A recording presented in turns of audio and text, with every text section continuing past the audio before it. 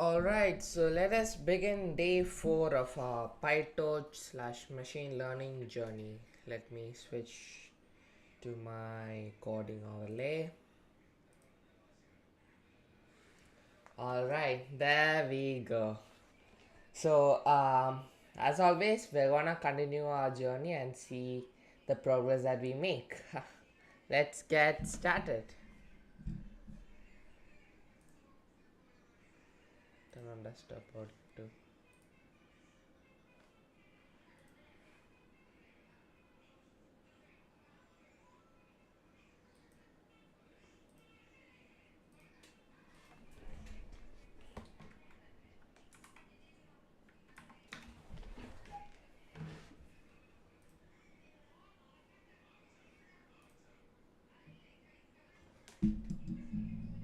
Infinix Note 40X 5G with 12 GB RAM and 256 GB storage. Only on Flipkart. This comprehensive You know what? Let me wear my earbuds, otherwise the audio would relapse, wouldn't it?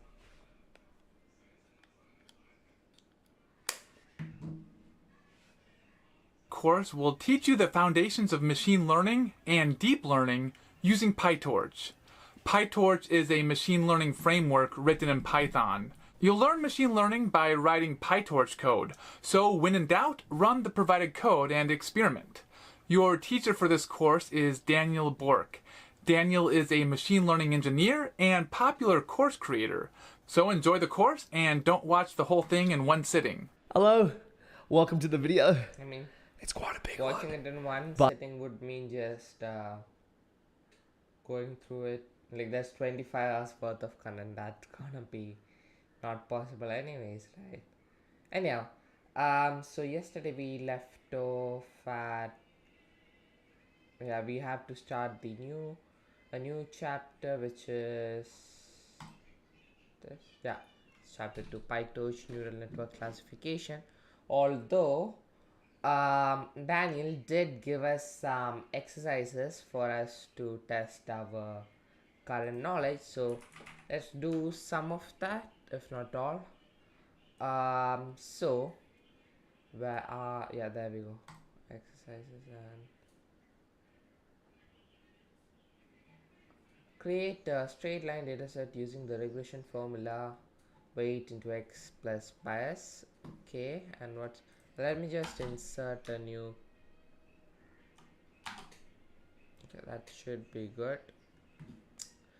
Set weight equals 0 and bias equals 0. There should be at least 100 data points total.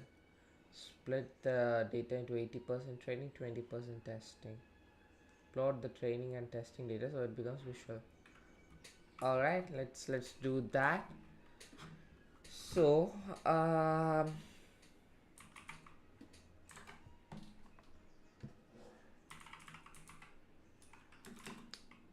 data set is gonna be, well, first we have to import everything from the beginning, don't we? So let's do import torch, and let's call our data set is equal to torch dot rand. You need the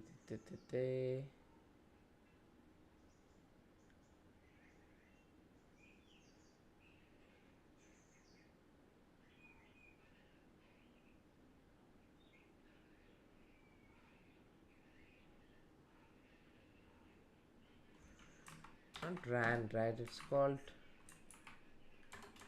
range, arrange. Yeah, it's called arrange. What was I about to go for that?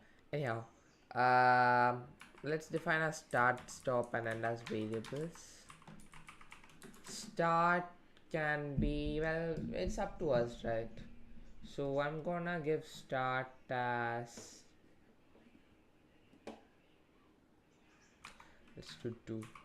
Stop is equal to 4, and step is going to be, not stop, it should be end, right? Step is gonna be, let's take a 0.2 step. So start, stop, and step. Well, not stop, and step. Great. So that would be our data set. Now we are gonna add an extra dimension using unsqueeze. Why? Because it so happens that otherwise we would run into errors. So let's just unsqueeze it anyhow. Dimension is equal to 1, and let me see our data set. And connect. There we go. Although, I mean, he hasn't specified. Oh, there should be at least 100 data points total. Okay, if we want 100 data points, if we go in a 0.2 fashion, here there should only be what? Well, let's just print the line.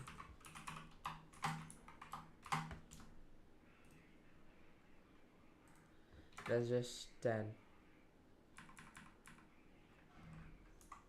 So we go till 40 and we get, okay, not what I expected. If we do till 4, we get 10.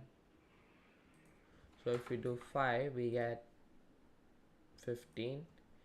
6 will give us 20, so 12 should give us 50, and 24 should give us 100. Nah, maybe 23 gives us 100 data points. Nope, 22 would give us 100. Yeah, there we go. Let's print the data set.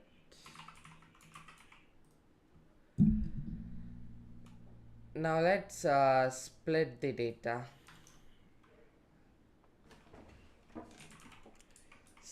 Okay, so split is gonna be so we need the split to be 80% training, 20% testing. So 80% of whatever the length of our data set is, which is gonna be 80 itself, since length of data set is 100. And we're gonna create our testing data sets now. So we have our X train and we have our Y train. Training should contain how many? 80%, right? So that's gonna be we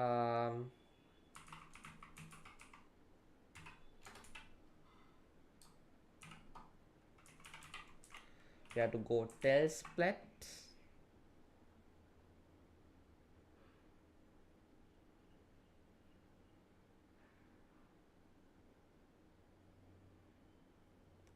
Actually,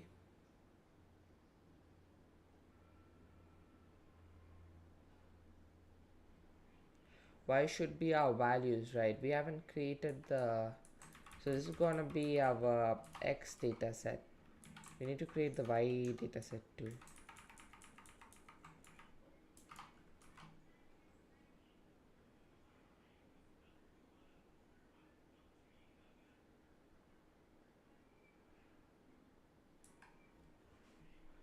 Alright, for that let's set our weight and bias.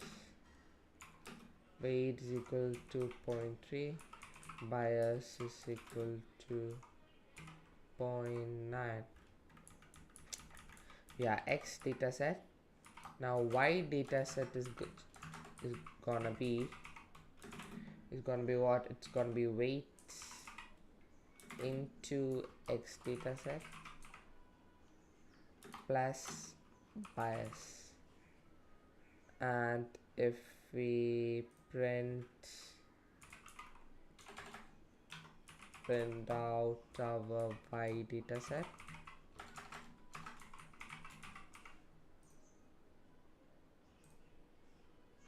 let's just have X data set here, and similarly it's gonna be Y data set with our split.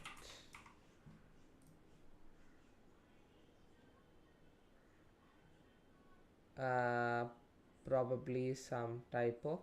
Anyhow, let's just check our Y data set. So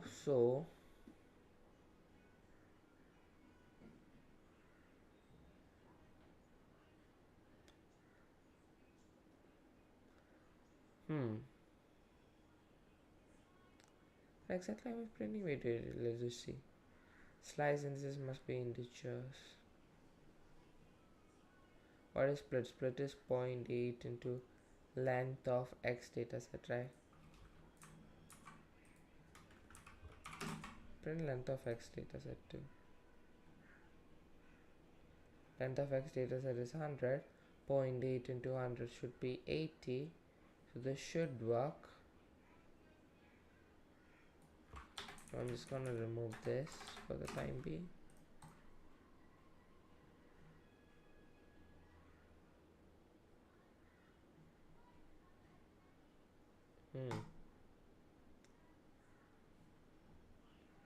Be integers.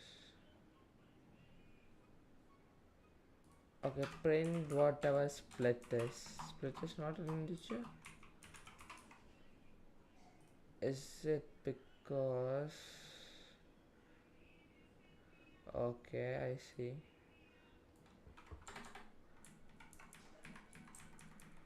Let's convert that into an integer then. That worked. Now let's just see what our x dataset and y dataset looks like. So x dataset, let's just print the first 10 elements so we can compare more easily. Same goes for our y dataset.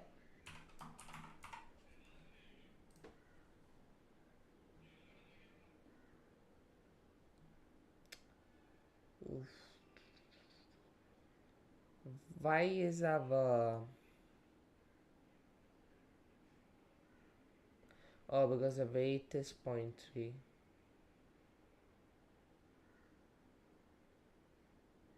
Alright, that makes sense. So when it was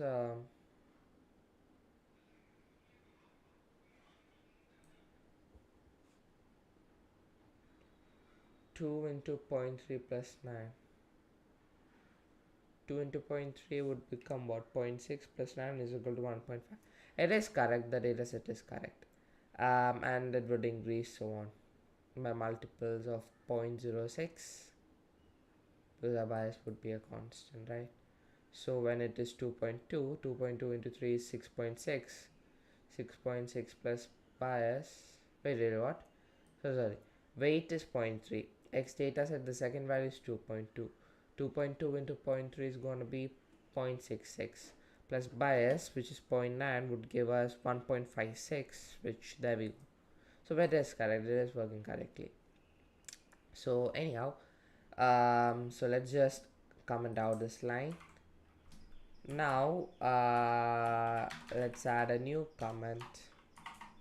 Not why do I always type out the dollar sign rather than the comment sign? I mean the hashtag symbol. Alright, creating training and testing data set. So it's going to be a split, it's going to be a x trained. Similarly, let's just do it on one single line. Y train is gonna be our y data set, and we're just gonna do the split. It should have 80% and x test comma y test is gonna be the same thing, except we begin from the index as 80. Now let's just print the length of everything so that we make sure we're doing this the right way. So length of x trained should be 80, length of y trained should be 80, length of x test should be 20, and length of y test should also equal to 20. So let's see if that's true. Everything should be true, and there we go. Once that is true, so perfect. Great, so we have our data sets now. Next, what we need to do is let's see, what was the second extra? Well, let's just read the instructions. Okay, done. Oh wait, there's another step. Plot the training and testing data so it becomes visual. Alright, we can do that. For that we need to go and take the function, the plot predictions function. Just gonna copy this function. Gonna take that in. Now we just do plot predictions, and there we go. So this is our training data and this is our testing data. Now we are gonna compare our model so that our predictions, which will be labeled as red, becomes almost aligned with the green dots, which will be our testing data. So let's do that. And in order for us to do that, let's do it in a new code block. We build a Pytorch model by subclassing n.model. Okay, let's create a linear regression model. For that, let's just import torch, and also from torch.nn import, well, from torch import nn, right?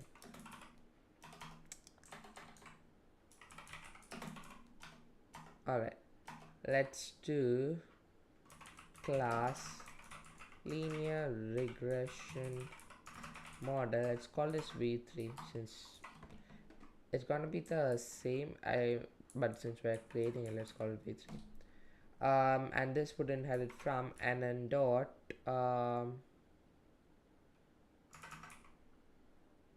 module. Yep, we're gonna define the constructor now.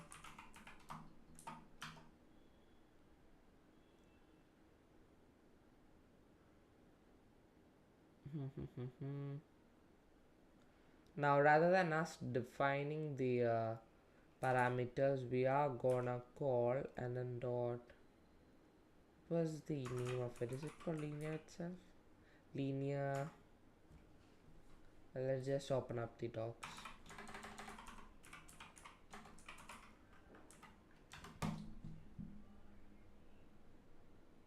Let me just check one thing out here.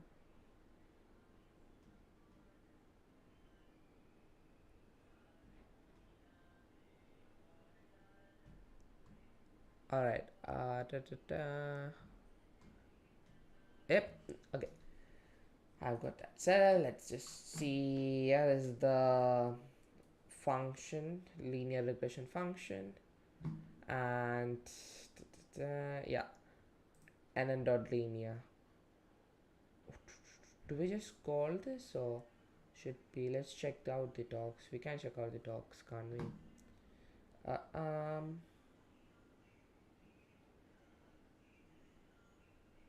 Maybe we just define nn dot linear, and that should do it.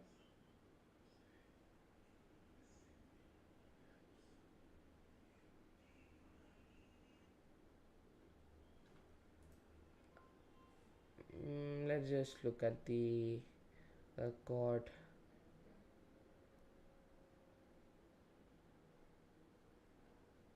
Where is it? Oh, we call it self dot linear layer. Yeah, there we go. I mean, we can call it anything that we want to, but this is the convention, so we call it that. And dot linear, which takes in features and out features, or in other words, the number of variables that we're giving it.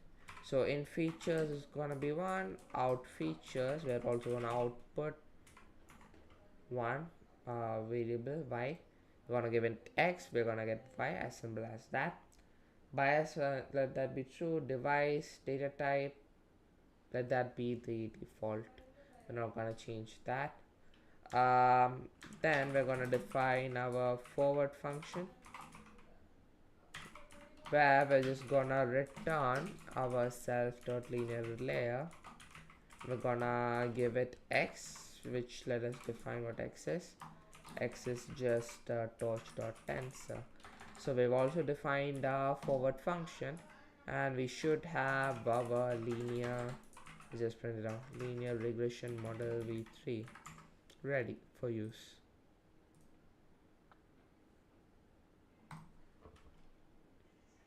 Great, there we go.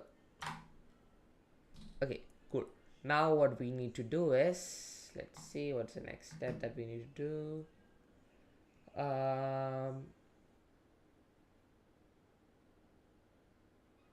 Oh, you want to use parameter? Okay, never mind, there's a not here. Use done that. Although if you're using nn.parameter, we just do self dot weight and self dot bias, and the parameter would just be torch dot random number. Yeah, I think this would do for now. Then implement the forward method. Yep, done. Once you construct a model, make an instance of it and check its state text.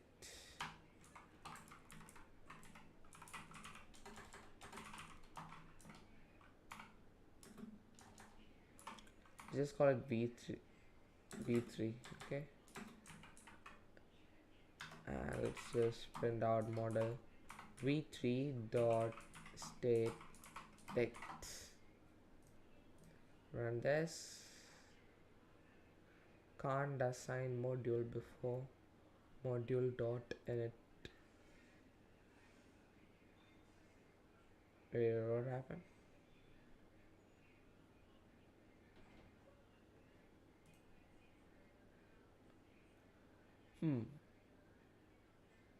What did we do wrong here? Can't assign module before module dot init call.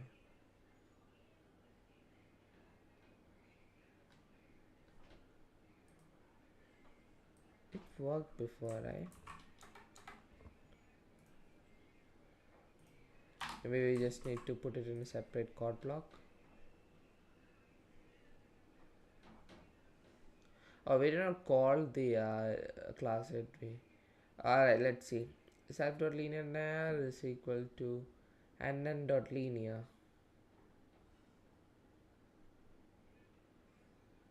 Oh, of course, we forgot our super, like calling our parent constructor. That should do it. Also, let's just put our torch.random seed. Not random seed, manual seed, right?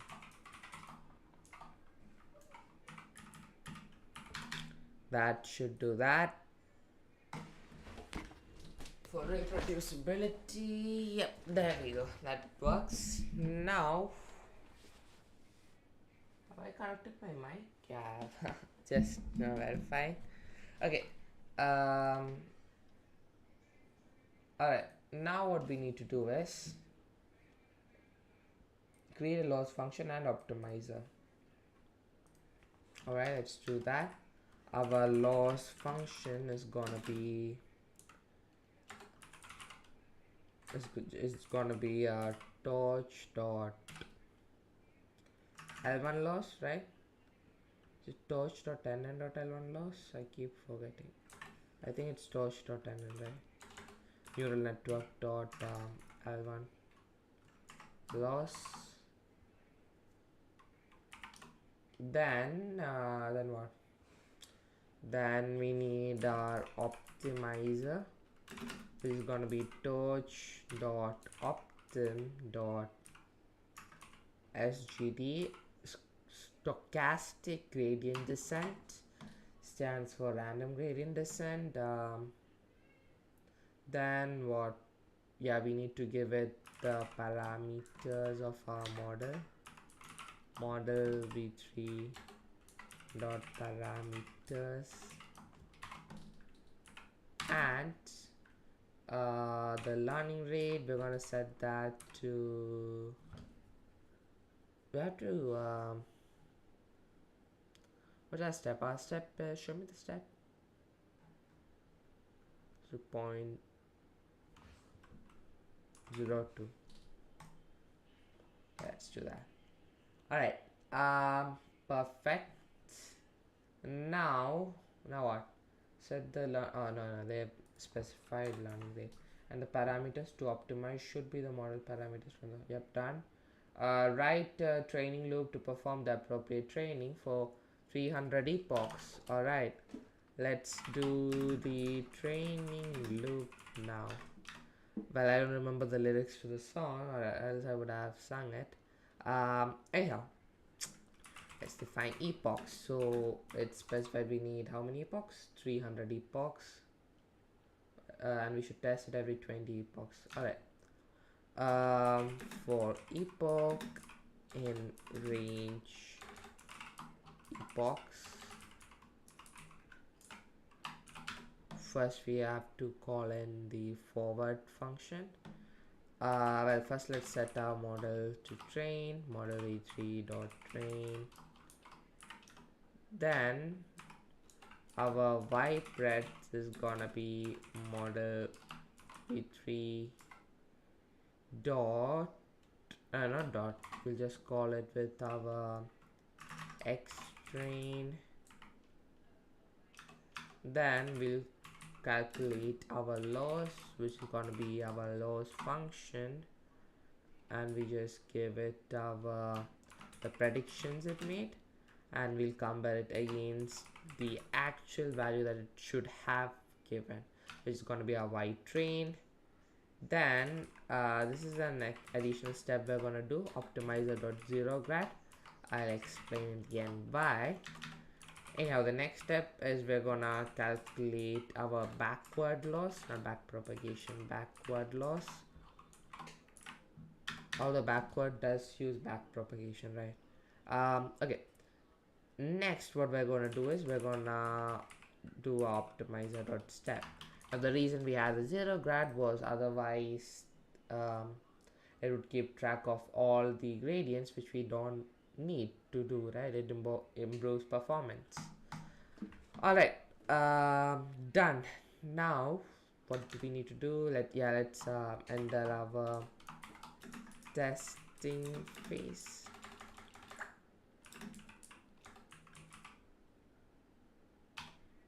For the testing phase, we're gonna open a context manager, torch dot inference mod.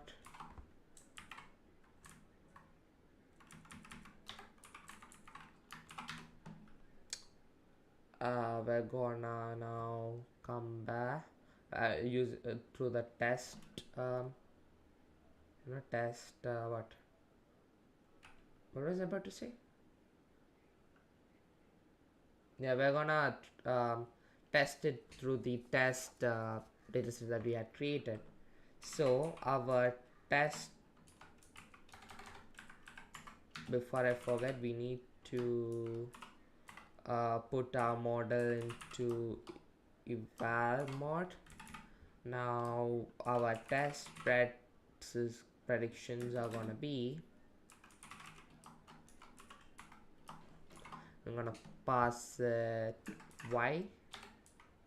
x test, and then we're gonna calculate our test loss, which is gonna be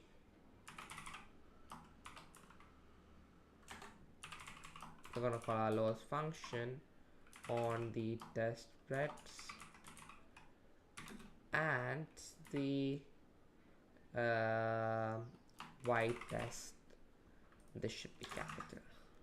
I made a type of that.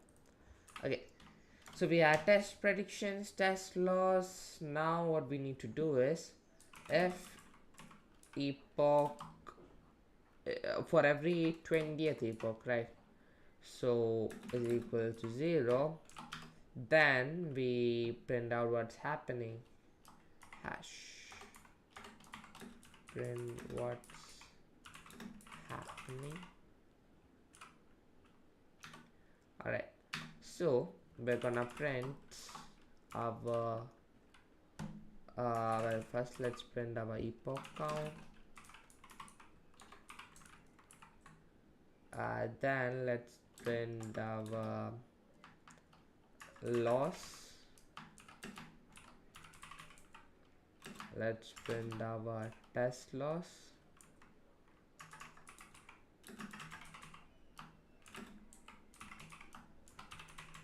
Think that should be enough, right? No, that should be enough.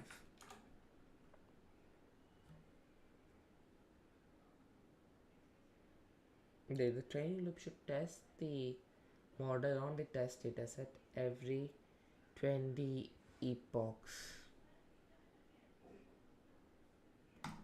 Alright, so we just switch our here, right?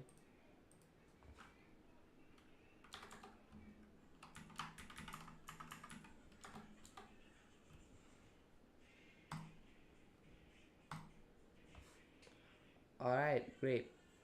Now what now? Well, I mean, are they asking for a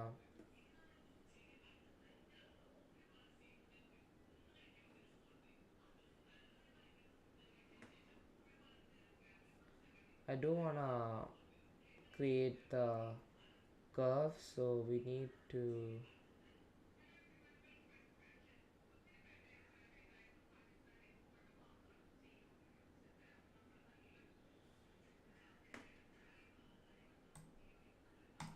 I think it should be fine.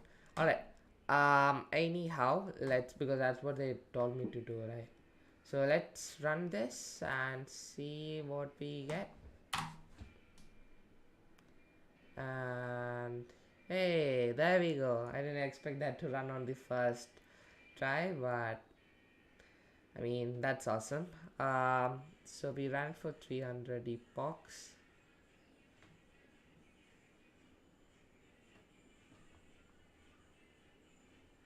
Oh, we reduced it almost 10 times. Great, great. Let's see what our predictions look like now.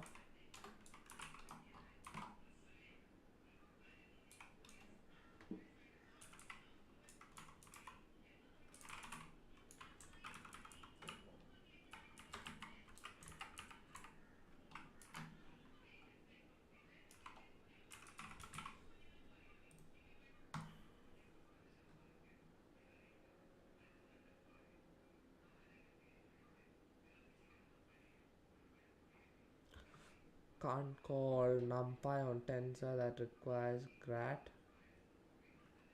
Let's just print our test spreads, because that should not have grat, right? Yeah. Let's just run it again.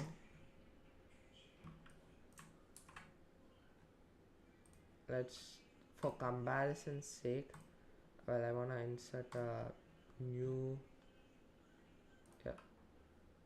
Can I drag this by chance? No, I can't. Fine, fine. That didn't change that much.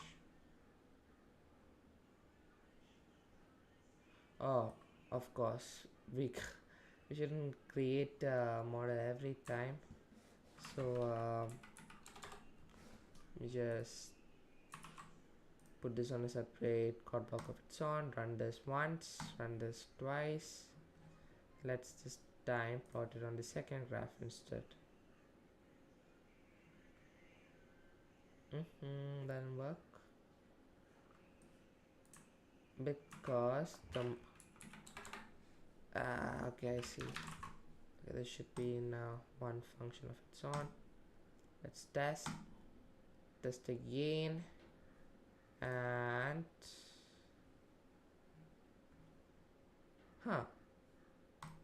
what happens when we run this? Interesting. What did we do wrong here? Let's just review the steps again.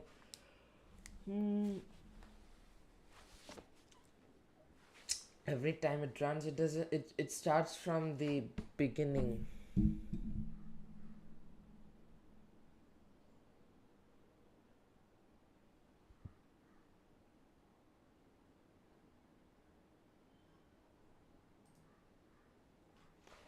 it the dot? What does the dot train method do?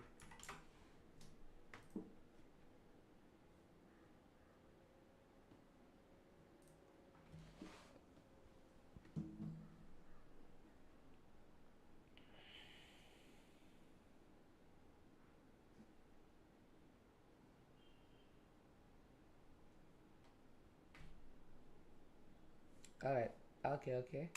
Well, our laws is working good and all, but for some reason each time we run it, it doesn't save it in memory. Like save as in it starts from the beginning.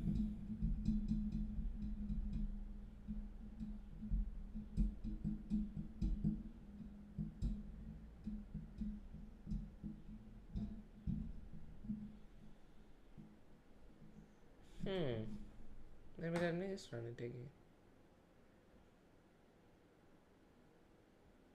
Oh, what do we have here? The test laws and laws are literally the same every time. Did I comment out something now?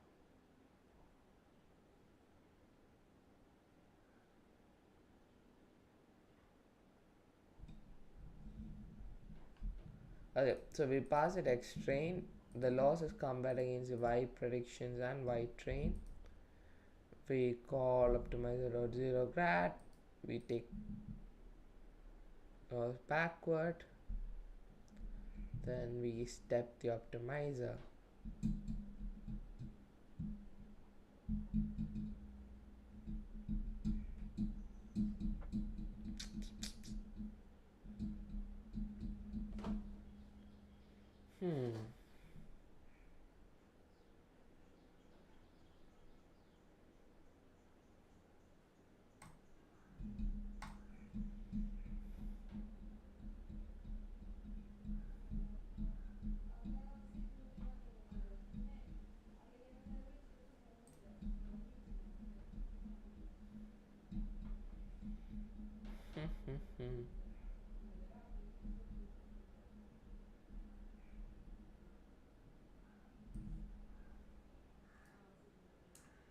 Maybe it's with our learning rate. Maybe our learning rate is just too big.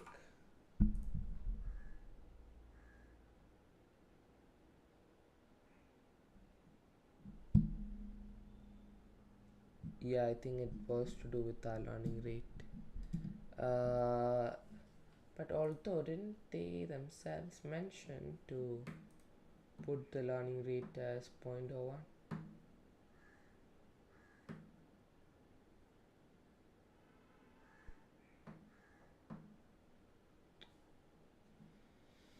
Anyhow, I guess this is working then. If I run this again, hopefully.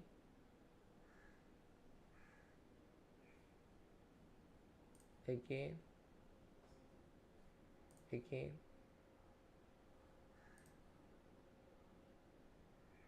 Maybe that's the best it can do. Oh, never mind. That's very cool. Yeah, that worked. So what do our parameters look like right now? So I guess our learning rate since had to be different, since I don't think he expected me to put 2 and 22 as such. Anyhow, so now that's working. Let's see what our model has to say. So model, tell me what are your final parameters. Give me your state depth.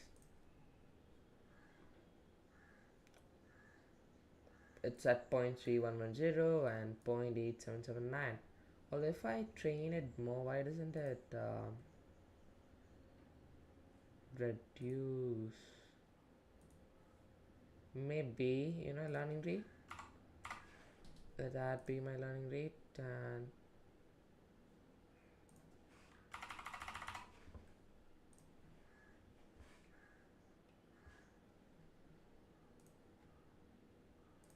I guess it just depends on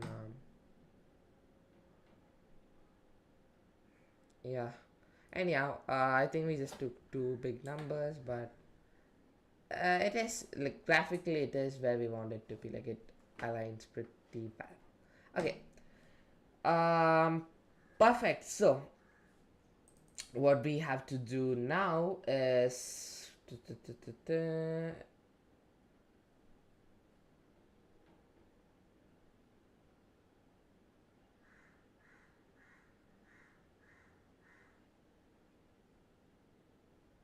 make predictions. Yeah. Okay, visualize these predictions against the original testing data. Yep, done that. Save your trained model, save it to a file. Okay, for that we're gonna use from pathlib embed paths. Pure path, just import paths. And we're gonna create our model save path, which is gonna be our model path. Does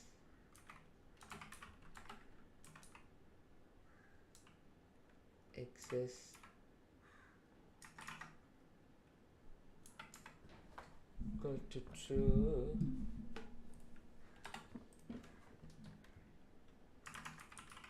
via model path test.pth. Let's just print our model save path first.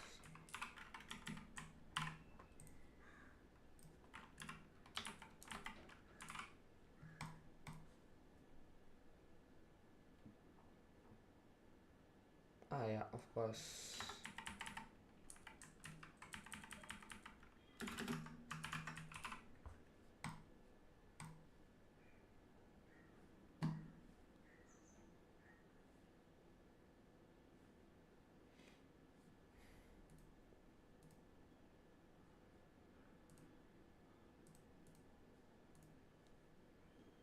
All right.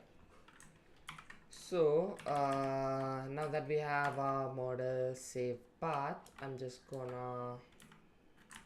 we're gonna save it, right? We're gonna model v3 dot, we're just gonna call torch dot save. Inside that, the object is gonna be model v3 dot statics, and we're gonna call we're gonna give it the model save path, and that should save a positional argument. Alright then, parent directory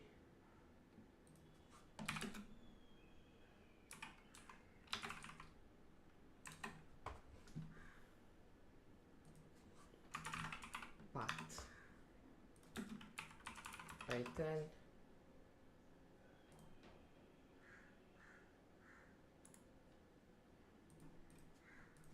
Create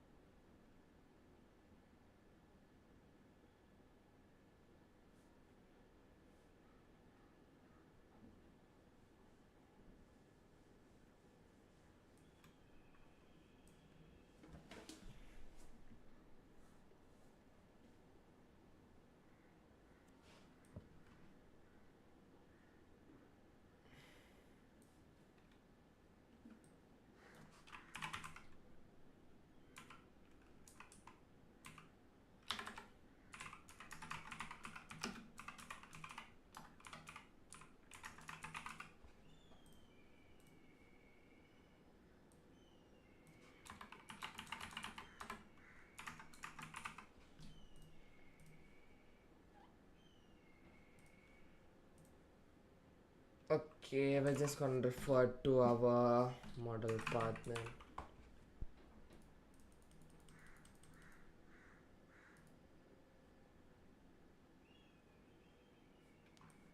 There we go. I'm gonna copy that.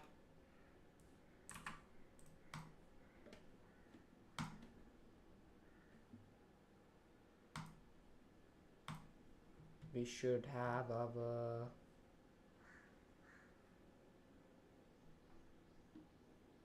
instance at user.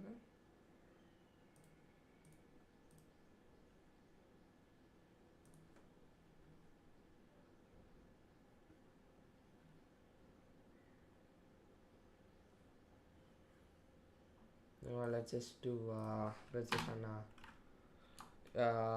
next commands. Yeah, there we go. We have models. If you want to look inside models, we have our test.python. Save that. Perfect. Now what? What exactly do you need to do? You need to do now. Save. Done. Create a new instance of your model class you made into and load in the state that you just saved to. Alright, model v3 new is gonna be we're gonna, excuse me,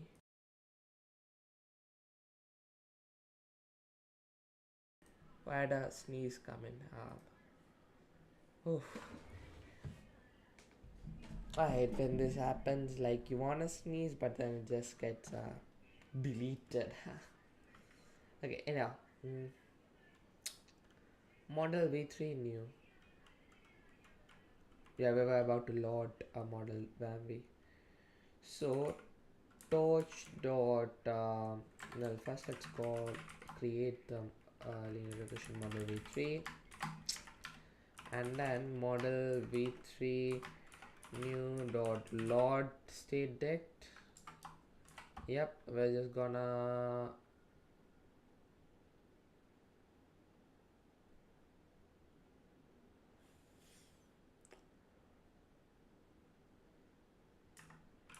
can we give it a, well, we just need to give it, well, we need to well, anyway, torch dot load, right? Or torch dot load, is it torch dot load? Yep, file like, there we go, model save paths.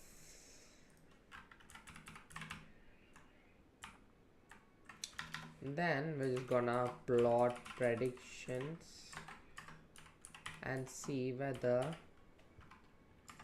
predictions match. Predictions is gonna be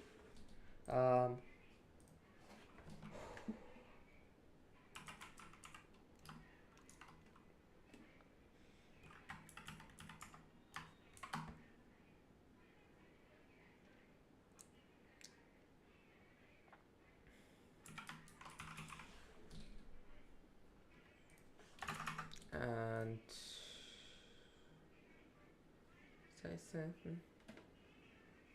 okay, what happened here? Can't call numpy on tensor, that requires grat. Use detach.numpy instead. Well, I can open it in inference mode, but I'm just gonna do it this way.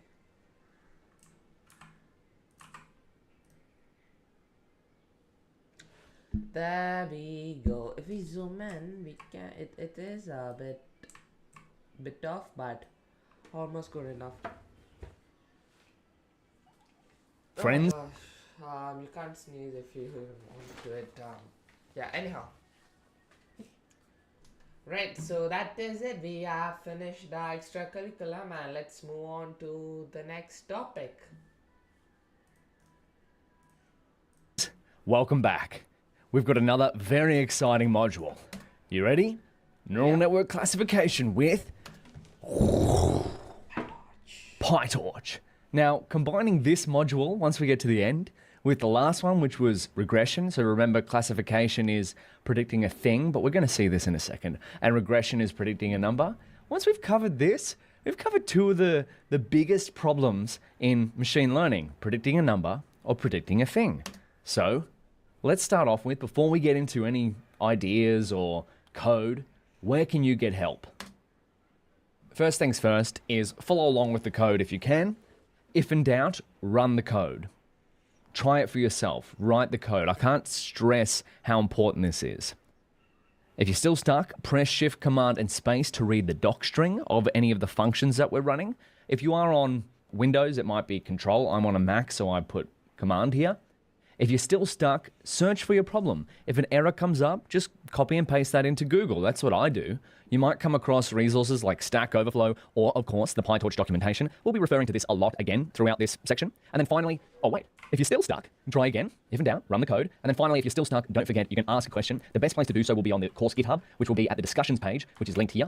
If we load this up, there's nothing here yet because as I record these videos, the course hasn't launched yet, but press new discussion, talk about what you've got, problem with XYZ, leave a video number here and a timestamp, and that way we'll be able to help you out as best as possible. So video number, timestamp, and then your question here, and you can select Q&A.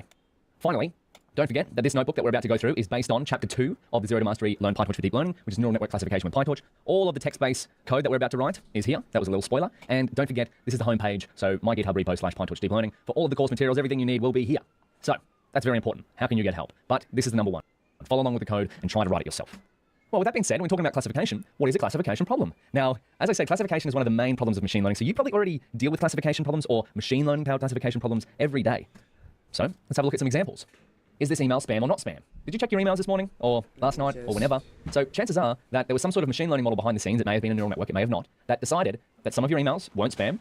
So to Daniel at mrdebug.com, hey Daniel, this deep learning course is incredible. I can't wait to use what I've learned. Oh, that's such a nice message. If you want to send that email directly to me, you can. That's my actual email address. But if you want to send me this email, well, hopefully my email, which is hosted by some email service, detects this as spam. Because although that is a lot of money and it would be very nice, I think if someone can't spell too well, are they really going to pay me this much money? So thank you, email provider, for classifying this as spam. And now, because this is one thing or another, not spam or spam, this is binary classification. So in this case, it might be one here, and this is a 0. So, or 0 or 1. So one thing or another. That's binary classification. If you can split it into one thing or another, binary classification. And then we have an example of, say we had the question, we asked our Photos app on our smartphone or whatever device you're using, is this photo of sushi, steak, or pizza? We wanted to search our photos for every time we've eaten sushi, or every time we've eaten steak, or every time we've eaten pizza. Far out, and this looks delicious. But this is multi-class classification. Now, why is this? Because we've got more than 2 things. We've got 1, 2, 3. And now this could be 10 different foods, it could be 100 different foods, it could be 1,000 different categories. So the ImageNet dataset, which is a popular dataset for computer vision, ImageNet, if we go to here, does it say 1,000 anywhere? 1K or 1,000? No, it doesn't. But if we go ImageNet 1K, download ImageNet data, maybe it's here. It won't say it, but you just, oh, there we go, 1,000 object classes. So this is multi-class classification because it has 1,000 classes. That's a lot, right? So that's multi-class classification, more than one thing or another. And finally, we might have multi-label classification, which is what tags should this article have? When I first got into machine learning, I got these two mixed up a whole bunch of times. Multi-class classification has multiple classes, such as sushi, steak, pizza, but assigns one label to each. So this photo would be sushi in an ideal world, this is steak, and this is pizza. So one label to each. Whereas multi-label classification means you could have multiple different classes, but each of your target samples, such as this Wikipedia article, what tag should this article have? It may have more than one label. It might have 3 labels, it might have 10 labels. In fact, what if we went to the Wikipedia page for deep learning, Wikipedia, and does it have any labels? Oh, there we go. Where was that? I mean, you can try this yourself. This is just the Wikipedia page for deep learning. There's a lot. There we go. Categories: deep learning, artificial neural networks, artificial intelligence, and emerging technologies. So that is an example. If we wanted to build a machine learning model to say, read all of the text in here, and then go tell me what are the most relevant categories to this article, it might come up with something like these. In this case, because it has 1, 2, 3, 4, it has multiple labels rather than just one label of deep learning. It could be multi-label classification. So we'll go back, but there's a few more. These will get you quite far in the world of classification. And so let's dig a little deeper on binary versus multi-class classification. You may have already experienced this. So in my case, if I search on my phone in the Photos app for photos of a dog, it might come here. If I search for photos of a cat, it might come up with this. But if I wanted to train an algorithm to detect the difference between photos of, these are my 2 dogs. Aren't they cute? They're nice and tired and they're sleeping like a person. This is 7, number 7, that's her name. And this is Bella. This is a cat that me and my partner rescued. And so I'm not sure what this cat's name is actually, so I'd love to give it a name, but I can't. So binary classification, if we wanted to build an algorithm, we wanted to feed it, say, 10,000 photos of dogs and 10,000 photos of cats, and then we wanted to find a random image on the internet and pass it through to our model and say, hey, is this a dog or is this a cat? It would be binary classification because the options are one thing or another, dog or cat. But then for multi-class classification, let's say we've been working on a farm and we've been taking some photos of chickens because they're groovy, right? Well, we updated our model and added some chicken photos in there. We would now be working with a multi-class classification problem because we've got more than one thing or another. So let's jump in to what we're going to cover. This is broadly, by the way, because this is just text on a page. You know I like to just write code of what we're actually doing. So we're going to look at the architecture of a neural network classification model. We're going to check what the input shapes and output shapes of a classification model are, features and labels, in other words.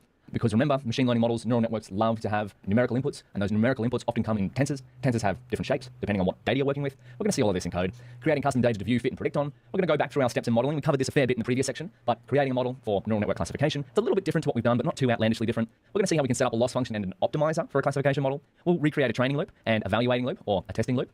We'll see how we can save and load our models. We'll harness the power of nonlinearity. Wow, what does that even mean? Well, if you think of what a linear line is, what is that? It's a straight line. So you might be able to guess what a non-linear line looks like. And then we'll look at different classification evaluation methods, so ways that we can evaluate our classification models. And how are we going to do all of this? Well, of course, we're going to be part cook, part chemist, part artist, part science, but for me, I personally prefer the cook side of things because we're going to be cooking up lots of code. So in the next video, before we get into coding, let's do a little bit more on what are some classification inputs and outputs. I'll see you there.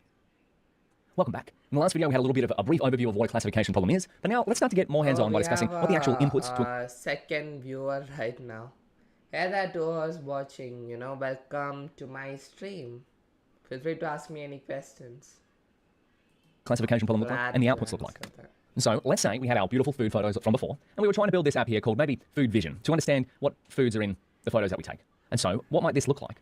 Well, let's break it down to inputs, some kind of machine learning algorithm, and then outputs. In this case, the inputs, we want to numerically represent these images in some way, shape, or form. Then we want to build a machine learning algorithm. Hey, one might actually exist. We're going to see this later on in the transfer learning section. You wanna raid the channel? That would be pretty cool.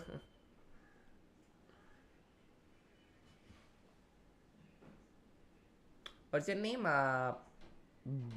Blaze. Of course, that's not your real name, but I'll call you that. Hey, Blaze Labs. You have a badge there. Prime Gaming. What is that? Oh no, you started a raid. You actually raided me. It's raiding with a party of 6. Ah. No, thank you. This is my first time. Oh, is this really happening?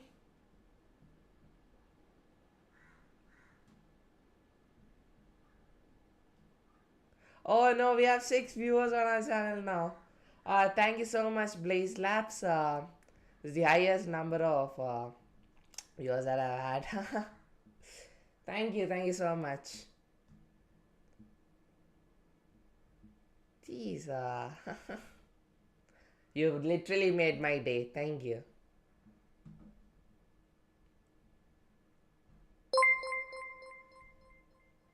So what's that? Can happen to anyone. Anyhow, you're the first one. I mean, I really appreciate it. What are you working on? Oops, what's happening?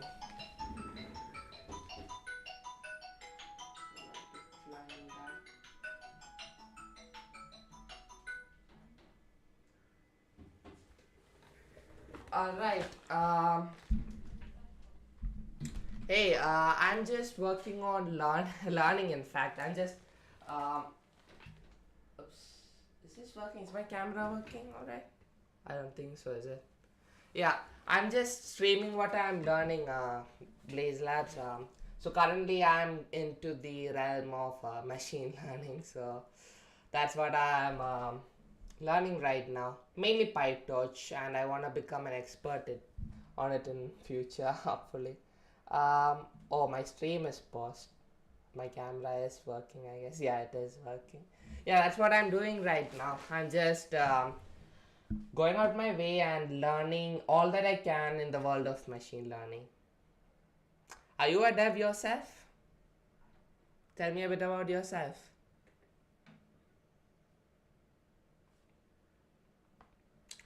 I thought my chat was, my stream got stuck or something. Apparently I just paused it. This means quite a lot to me, by the way. Thank you so much.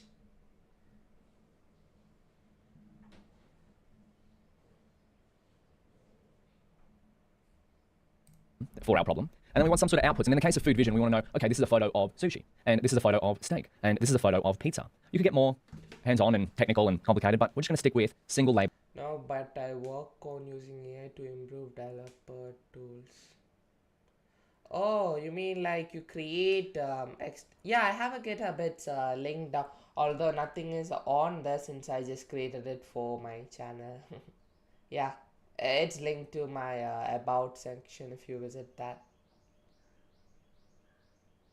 You create tools like well, something similar to Copilot and stuff. That would be cool to check out. If you can send me your GitHub link, if you know you have those, if you have that available to the public, I'll be glad to check them out. Yeah, I do have GitHub. It's in my about page. It's if you scroll down below, you'll see my GitHub extension. Nothing's on it though right now. Enable multi-class classification. So it could be a sushi photo, it could be a steak photo, or it could be a pizza photo.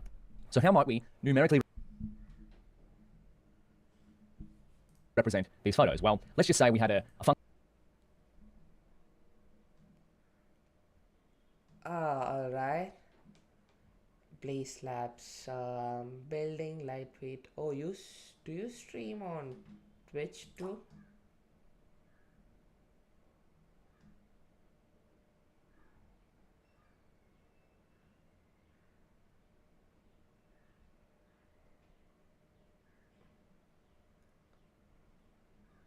Uh-huh.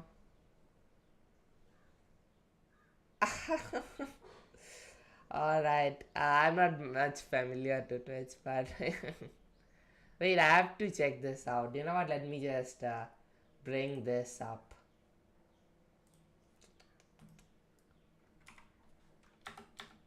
Haha.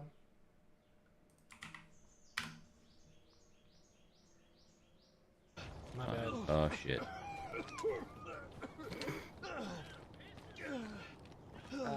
What's your You kill that guy? That was a muscle issue. Place Labs? Let me Google it. Place Labs GitHub. Hopefully, yeah, there we go. There we go. Building lightweight.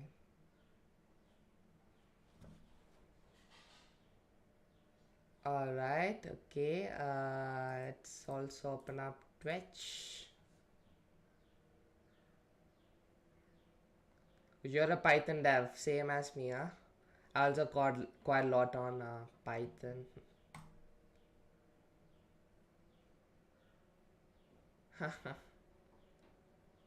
Oh, there we go.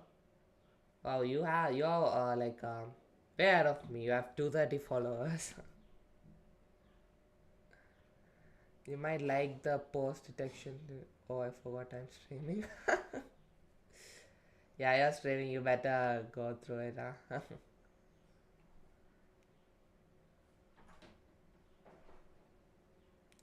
Why doesn't this? Oh, what are you working on right now? Oh, okay. I see you're detecting your like face and hands and everything, huh? This.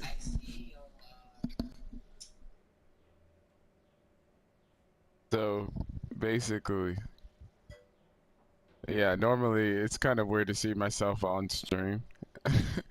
But I'm watching your stream and I forgot that pretty much I forgot that I was streaming while watching your stream. So, but yeah, hi to myself. I'm watching from your stream. Yeah, I can hear myself, so it's And then weird this to is hear my pretty own much voice. Yeah, a pose detection script, so it matches my. If you kind of you can see like my yeah. body and stuff.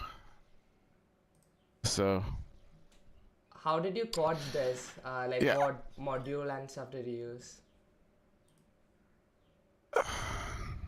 but yeah, so MediaPipe. You know That's what? the I idea. had used MediaPipe to create like a silly rock paper scissors game. It's not on this GitHub though. Yeah. Anyway, thank you for visiting my stream. I really appreciate it.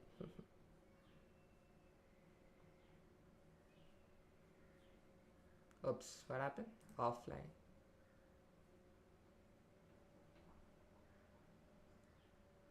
Ah, yes, you quit stream.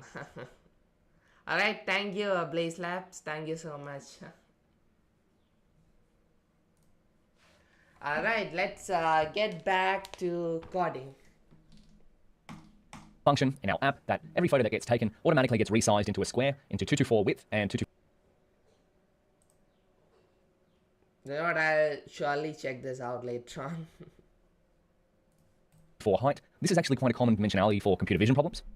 And so we've got the width dimension, we've got the height, and then we've got this C here, which isn't immediately recognizable, but in the case of pictures, they often get represented by width, height, color channels. And the color channels is red, green, and blue, which is each pixel in this image has some value of red, green, or blue that makes whatever color is displayed here. And this is one way that we can numerically represent an image by taking its width, its height, and color channels, and whatever number makes up this particular image. We're going to see this later on when we work with computer vision problems. So we create a numerical encoding, which is the pixel values here. Then we input the pixel values of each of these images into a machine learning algorithm, which is often already exists. And if it doesn't exist for our particular problem, hey, well, we're learning the skills to build them now. We could use Pytorch to build a machine learning algorithm for this. And then outputs. What might these look like? Well, in this case, these are prediction probabilities, which the outputs of machine learning models are never actually discrete, which means it is definitely pizza. It will give some sort of probability value between 0 and 1. For, say, the closer to 1, the more confident our model is that it's going to be pizza. And the closer to 0 means that, hey, this photo of pizza, let's say this one, when we're trying to predict sushi, well, it doesn't think that it's sushi, so it's giving it quite a low value here. And then the same for steak, but it's really high, the value here for pizza. We're going to see this hands-on, and then it's the opposite here, so it might have got this one wrong. But with more training and more data, we could probably improve this prediction. That's the whole idea of machine learning, is that if you adjust the algorithm, if you adjust the data, you can improve your predictions. And so, the ideal outputs that we have here, this is what our model's going to output. But for our case of building out food vision, we want to bring them back to, so we can just put all of these numbers on the screen here, but that's not really going to help people. It's improve probability value algorithm, which is one way that we can numerically these classification. So it could be a sushi photo, it could be a steak photo, or it could be a pizza photo. Let's So get how might back we to numerically this, represent guys. these photos? Well, let's just say we had a function in our app that every photo that gets taken automatically gets resized into a square into 224 width and 224 height. This is actually quite a common dimensionality for computer vision problems. And so we've got the width dimension, we've got the height, and then we've got this C here, which isn't immediately recognizable, but in the case of pictures, they often get represented by width, height, color channels. And the color channels is red, green, and blue, which is each pixel in this image has some value of red, green, or blue that makes whatever color is displayed here. And this is one way that we can numerically represent an image by taking its width, its height, and color channels, and whatever number makes up this particular image. We're going to see this later on when we work with computer vision problems. So we create a numerical encoding, which is the pixel values here. Then we input the pixel values of each of these images into a machine learning algorithm, which is often already exists. And if it doesn't exist for our particular problem, hey, well, we're learning the skills to build them now. We could use Pytorch to build a machine learning algorithm for this. And then outputs. What might these look like?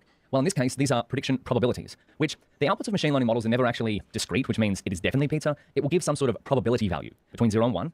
For, say, the closer to 1, the more confident our model is that it's going to be pizza. And the closer to 0 means that, hey, this photo of pizza, let's say this one, when we're trying to predict sushi, well, it doesn't think that it's sushi, so it's giving it quite a low value here. And then the same for steak, but it's really high, the value here for pizza. We're going to see this hands-on, and then it's the opposite here, so it might have got this one wrong. But with more training and more data, we could probably improve this prediction. That's the whole idea of machine learning, is that if you adjust the algorithm, if you adjust the data, you can improve your predictions. And so, the ideal outputs that we have here, this is what our model's going to output. But for our case of building out food vision, we want to bring them back to, so we could just put all of these numbers on the screen here, but that's not really going to help people. We want to put out labels of what's going on here. So we can write code to transfer these prediction probabilities into these labels too. And so how do these labels come about? How do these predictions come about? Well, it comes from looking at lots of different samples. So this loop, we could keep going, improve these, find the ones where it's wrong, add more images here, train the model again, and then make our app better. And so if we want to look at this from a shape perspective, we want to create some tensors for an image classification example. So we're building food vision. We've got an image again. This is just reiterating on some of the things that we've discussed. We've got a width of 224 and a height of 224. This could be different. This could be 300, 300. This could be whatever values that you decide to use. Then we numerically encode it in some way, shape, or form. We use this as the inputs to our machine learning algorithm because what? Computers and machine learning algorithms, they love numbers. They can find patterns in here that we couldn't necessarily find. Or maybe we could if you had a long enough time, but I'd rather write an algorithm to do it for me. Then it has some outputs, which comes in the form of prediction probabilities. The closer to 1, the more confident the model is in saying, hey, I'm pretty damn confident that this is a photo of sushi. I don't think it's a photo of steak, so I'm giving that 0. It might be a photo of pizza, but I don't really think so, so I'm giving it quite a low prediction probability. And so if we have a look at what the shapes are for our tensors here, if this doesn't make sense, don't worry. We're going to see the code to do all of this later on. But for now, we're just focusing on a classification input and output. The big takeaway from here is numerical encoding, outputs are numerical encoding, but we want to change these numerical codings from the outputs to something that we understand, say the word sushi. But this tensor may be batch size. We haven't seen what batch size is. That's all right. We're going to cover it. Color channels, width, height. So this is represented as a tensor of dimensions. It could be none here. None is a typical value for a batch size, which means it's blank. So when we use our model and we train it, all the code that we write with Pytorch will fill in this behind the scenes.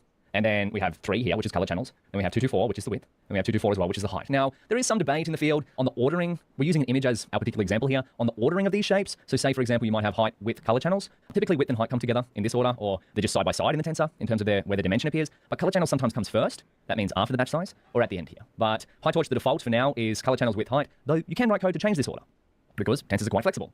And so, or the shape could be 32 for the batch size, 3, 224, 224. Because 32 is a very common batch size, and you don't believe me? Well, let's go here. Yarn Lacoon, 32 batch size. Now, what is a batch size? Great tweet. Just keep this in mind for later on. Training with large mini batches is bad for your health. More importantly, it's bad for your test error. Friends don't let friends use mini batches larger than 32 let's just go back. for the batch size, 3, 224, 224. Because 32 is a very common batch size, and you don't believe me? Well, let's go here. Yarn Lacoon, 32 batch size. Now, what is a batch size? Great tweet. Just keep this in mind for later on. Training with large mini batches is bad for your health. More importantly, it's bad for your test error. Friends don't let friends use mini batches larger than 32. So this is quite an old tweet. However, it still stands quite true because, like today, it's 2022 when I'm recording these videos. There are batch sizes a lot larger than 32, but 32 works pretty darn well for a lot of problems. And so this means that if we go back to our slide, that if we use a batch size of 32, our machine learning algorithm looks at 32 images at a time. Now, why does it do this? Well, because sadly, our computers don't have infinite compute power. In an ideal world, we look at thousands of images at a time, but it turns out that using a multiple of 8 here is actually quite efficient.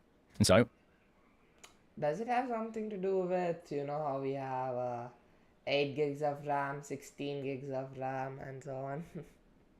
Computers love going with powers of 2, huh? if we have a look at the output shape here, why is it 3? Well, because we're working with 3 different classes. 1, 2, 3. So we've got shape equals 3. Now, of course, as you can imagine, these might change depending on the problem you're working with. So say if we just wanted to predict if a photo was a cat or a dog, we still might have this same representation here because this is the image representation. However, the shape here may be 2, or will be 2 because it's cat or dog, rather than 3 classes here. But a little bit confusing as well with binary classification. You could have the shape just being 1 here. But we're going to see this all hands-on. Just remember, the shapes vary with whatever problem you're working on. The principle of encoding your data as a numerical representation stays the same for the inputs, and the outputs will often be some form of prediction probability based on whatever class you're working with. So in the next video, right before we get into coding, let's just discuss the high-level architecture of a classification model. And remember, architecture is just like the schematic of what a neural network is. I'll see you there. Welcome back. In the last video, we saw some example classification inputs and outputs. The main takeaway that the inputs to a classification model, particularly a neural network, want to be some form of numerical representation, and the outputs are often some form of prediction probability. So let's discuss the typical architecture of a classification model, and hey, this is just going to be text on a page, but we're going to be building a fair few of these. So we've got some hyperparameters over here. We've got binary classification, and we've got multi-class classification. Wait, I didn't quite understand what is it? Mini batches? What's it? What was the term again?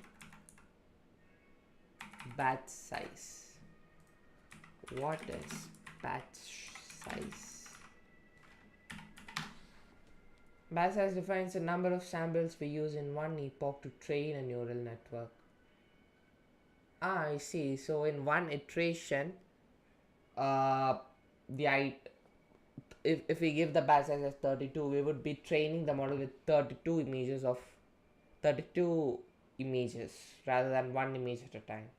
32 apparently works good enough is the common classification model, particularly a neural network, want to be some form of numerical representation, and the outputs are often some form of prediction probability. So let's discuss the typical architecture of a classification model, and hey, this is just going to be text on a page, but we're going to be building a fair few of these.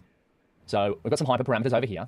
We've got binary classification, and we've got multi-class classification. Now, there are some similarities between the two in terms of what problem we're working with, but there also are some differences here. And by the way, this has all come from, if we go to the book version of the course, we've got what is a classification problem, and we've got architecture of a classification neural network. So all of this text is available at learnpytorch.io and in section 2. So we come back.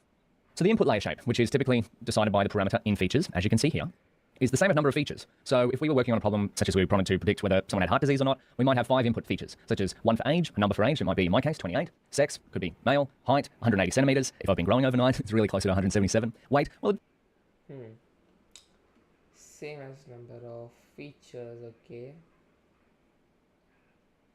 5 for... Alright, okay, so these are just number of whatever we're going to give to our model. Depends on how much I've eaten, but it's around about 75 kilos, and smoking status, which is 0. So it could be 0 or 1, because remember, we want numerical representation. So for sex, it could be 0 for males, 1 for female, height could be its number, weight could be its number as well. All of these numbers. Could be more, could be less as well. So this is really flexible, and it's a hyperparameter. Why? Because we decide the values for each of these. So in the case of our image prediction problem, we could have in features equals 3 for number of color channels. And then we go hidden layers. So there's the blue circle here. I forgot that this was all timed and colorful. But let's just discuss hidden layers. Each of these is a layer, and n.linear, and n.linear, and n.relu, and n.linear. So that's the kind of the syntax you'll see in Pytorch for a layer is nn.something. Now, there are many different types of layers in this in Pytorch. If we go torch nn, Basically, everything in here is a layer in a neural network. And then if we look up what a neural network looks like, neural network, recall that all of these are different layers of some kind of mathematical operation. Input layer, hidden layer, you could have as many hidden layers as you want. Do we have ResNet architecture? The ResNet architecture, some of them have 50 layers. Look at this. Each one of these is a layer. And this is only the 34 layer version. I mean, there's ResNet 152, which is 152 layers. We're not at that yet, but we're working up the tools to get to that stage. Let's come back to here. The neurons per hidden layer. So we've got these out features, the green circle, the green square. Now this is, if we go back to our neural network picture, this is these. Each one of these little things is a neuron, some sort of parameter. So if we had 100, what would that look like? Well, we'd have a fairly big graphic. So this is why I like to teach with code, because you can customize this as flexible as you want. So behind the scenes, Pytorch is going to create 100 of these little circles for us. And within So those, oh, so like when sequential would just arrange those hidden layers. Like we can have one hidden layer after another until we finally get to the output. in each circle is what? Some sort of mathematical That's operation. what it means. So if we come back, what do we got next? Output layer shape. So this is how many output features we have. So in the case of binary classification is one class or the other. We're going to see this later on. Multi-class classification is you might have 3 output features, one per class, e.g. one for food, person, or dog if you're building a food, person, or dog. One class or the other. Neurons per hidden layer. Dog Okay. image classification model. Hidden layer activation, which is, we haven't seen these yet, ReLU, which is a rectified linear unit, but can be many others because Pytorch, of course, has what? Has a lot of non-linear activations. We're going to see this later on. Remember, I'm kind of planting the seed here. We've seen what a linear line is, but I want you to imagine what a non-linear line is. It's going to be a bit of a superpower for our classification problem. What else do we have? Output activation. We haven't got that here, but we'll also see this later on, which could be sigmoid for, well, which is generally sigmoid for binary classification. Let's I see our viewer count has increased. Hey to us watching, thank you for really, joining my stream, in fact. Thank you. softmax for multi-class classification. A lot of these things are just names on a page. We haven't seen them yet. I like to teach them as we see them, but this is just a general overview of what we're going to cover. Loss function. What loss function, or what does a loss function do? It measures how wrong our model's predictions are compared to what the ideal predictions are. So for binary classification, we might use binary cross-entropy loss in Pytorch, and for multi-class classification, we might just use cross-entropy rather than binary cross-entropy. Get it? Binary classification, binary cross-entropy, and then optimizer. SGD, stochastic gradient descent. Oh, we've seen that one before. Another common option is the atom optimizer, and of course the torch.optim package has plenty more options. So this is an example multi-class classification.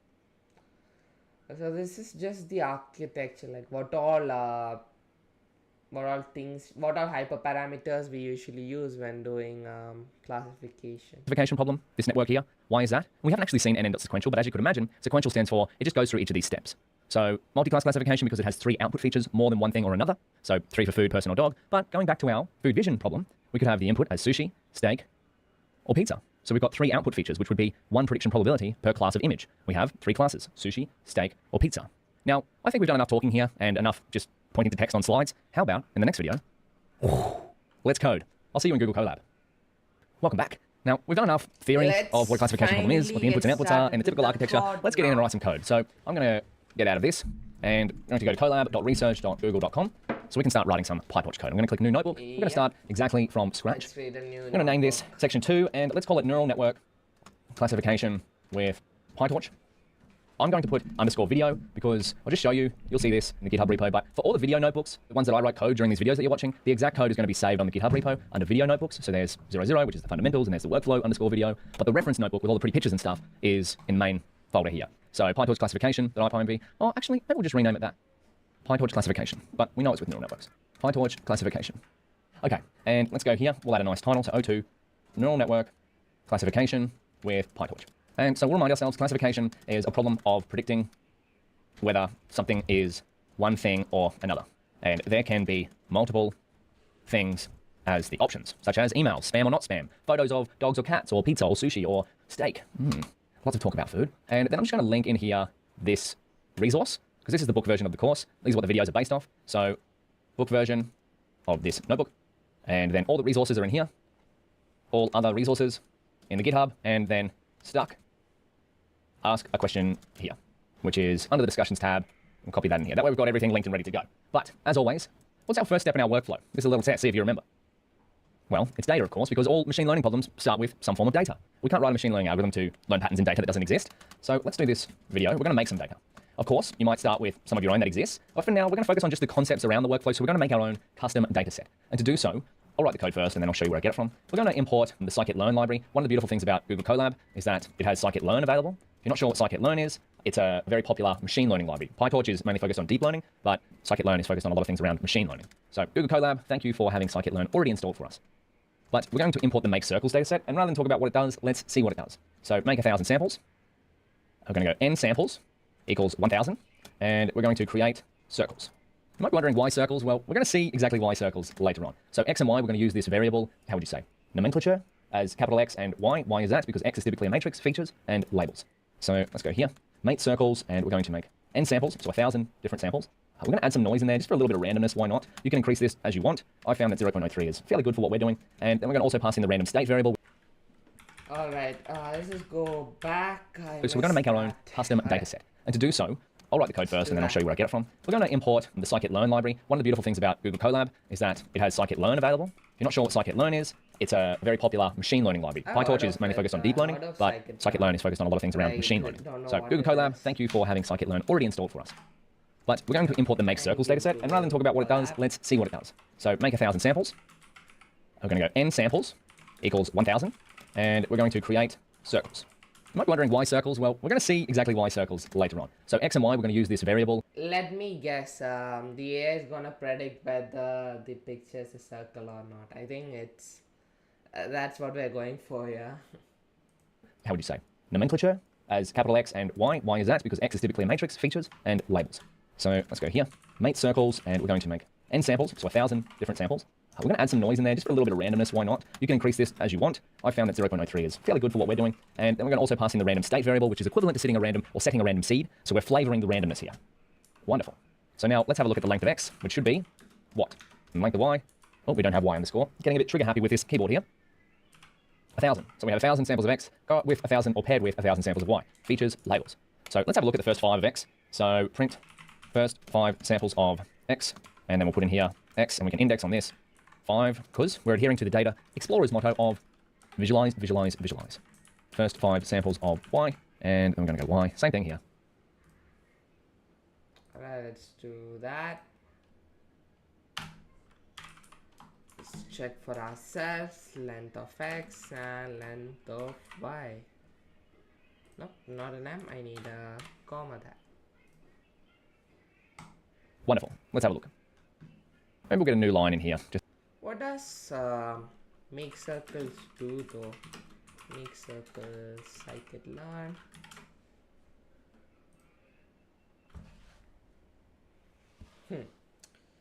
So, what's it? Makes a large circle containing a smaller circle into the. Alright, okay. So what? But why is it represent? How is it represented as a tensor? Yes, so. Though? looks a bit better. Wonderful. So, numerical. Our samples. Oh, I see. It's a circle, it's a circle, it's a circle, it's a circle, it's not a circle. I think it's something related, something along those lines anyway. Are already numerical. This is one of the reasons why we're creating our own data set. We'll see later on how we get non-numerical data into numbers, but for now, our data is numerical, which means we can learn it with our model, or we can build a model to learn patterns in here. So this sample has a label of 1, and this sample has a label of 1 as well. Now, how many features do we have per sample? I think it would have been better if we showed us how exactly a circle is represented as a tensor. Because, yeah, it looks a bit weird. Like, how can you convert, show this? Highlight this line. How many features is this? Make this, in fact. It would make it a bit easier if there was a comma here, but we have 2 features of X, which relates to 1 label of Y. And so far, we've only seen, let's have a look at all of Y. We've got 0 and 1, so we've got 2 classes. What does this mean? 0 or 1, one thing or another. Well, it looks like binary classification to me, because we've got only 0 or only 1. If there was 0, 1, 2, it would be multi-class classification, because we have more than 2 things. So let's X out of this. Let's keep going and do a little bit more data exploration. So how about we make a data frame with pandas of circle data? There is truly no real definite way of how to explore data. For me, I like to visualize it multiple different ways. They really mean it when they say in order to learn or in order to get into machine learning with Python, you definitely need to have a solid understanding of NumPy, pandas, matplotlib, and so on, right? Or even look at random samples in the case of large data sets such as images or text or whatnot. If you have 10 million samples, perhaps visualizing them one by one is not the best way to do so. So random can help you out there. So we're going to create a data frame and we can insert a dictionary here. So I'm going to call the features in this part of X, X1, and these are going to be X2. So let's I'll write some code to index on this. So everything in the 0th index will be x1, and everything in the first index, there we go, will be x2. But let me Although, what does that mean though? data frame, What is and X1 we can and insert a dictionary here. So I'm going to call the features in this part of x, x1, and these are going to be x2. So let's say I'll write some code to index on this. So everything in the 0th index will be x1, and everything in the first index, there we go, will be x2. But let me clean up this code. This should be on different lines. Enter. And then we've got, let's put in the label as y. So this is just a dictionary here. So x1 key to x0. x2, a little bit confusing because of 0 indexing, but x feature 1, x feature 2, and the label is y. Let's see what this looks like. We'll look at the first 10 samples. Okay, beautiful. So we've got x1, some numerical value. Label. We'll do y.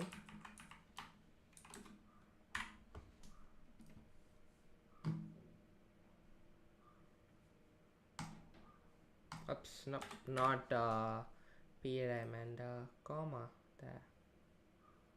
And oh yeah, I have to of course print this now, don't I?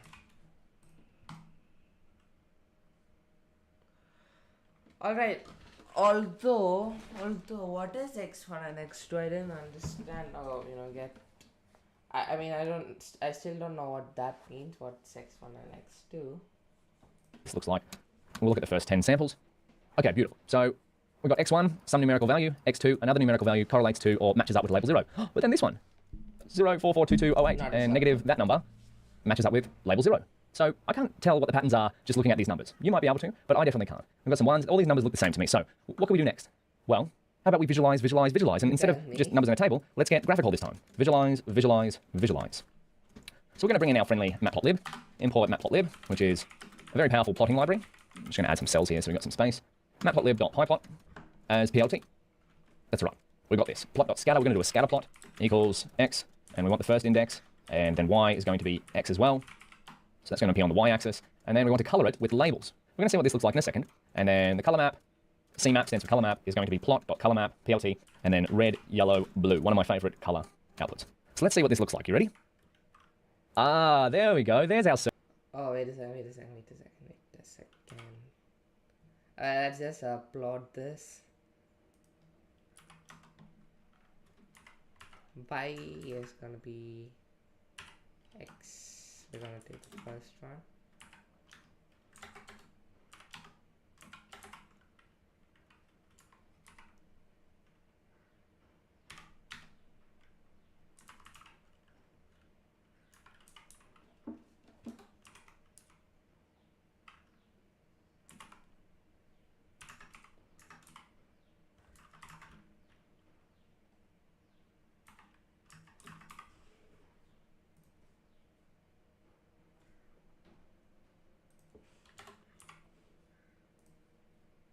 Red, yellow, blue. Is that what it means? Okay. So what exactly did we do here? Let's just analyze. So plot.scatter, and the x-axis we have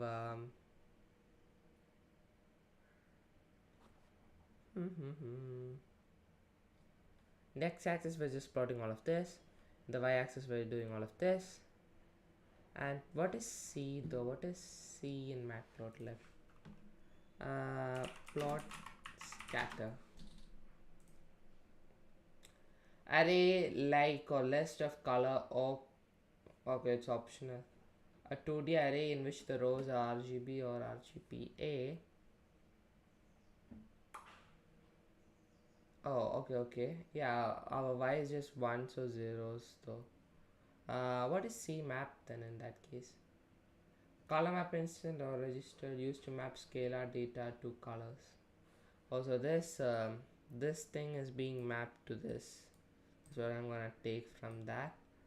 And I think this is red or blue. Circles, that's a lot better for me. So what do you think we're going to try and do here? If this is our data and we're working on classification, we're trying to predict if something is one thing or another. So our problem is we want to try and separate these two circles. So say given a number here, or given two numbers, an x1 and an x2, which are coordinates here, we want to predict the label. Is it going to be a blue dot or is it going to be a red dot? So we're working with binary classification. So we have one thing or another. Do we have a blue dot or a red dot? So this is going to be our toy data here. And a toy problem is, let me just write this down. This is a common thing that you'll also hear in machine learning. Note, the data we're working with is often referred to as a toy data set. A data set that is small enough to experiment on, but still sizable enough to practice the fundamentals. And that's what we're really after in this notebook, is to practice the fundamentals of neural network classification. So we've got a perfect data set to do this. And by the way, we got this from scikit-learn. So this little function here made all of these samples for us. And how could you find out more about this function here? Well, you could go scikit-learn, classification, datasets. There are actually a few more in here that we could have done. I just like the circle one. Toy datasets, we saw that. So this is like a toy box of different datasets. So if you'd like to learn more about some datasets that you can have a look in here and potentially practice on with neural networks or other forms of machine learning models from scikit-learn, check out this. Scikit-learn, I can't speak highly enough. I know this is a Pytorch course, we're not focused on this, but they kind of all come together in terms of the machine learning and deep learning world. You might use something from scikit-learn like we've done here to practice something, and then you might use Pytorch for something else like what we're doing here. Now, with that being said, what are the input and output shapes of our problem? Have a think about that, and also have a think about how we'd split this into training and test. So give those a go. We covered those concepts in some previous videos, but we'll do them together in the next video. I'll see you there. Welcome back. In the last video, we made some classification data so that we can practice building a neural network in Pytorch to separate the blue dots from the red dots. So let's keep pushing forward on that, and I'll just clean up here a little bit. But where are we in our workflow?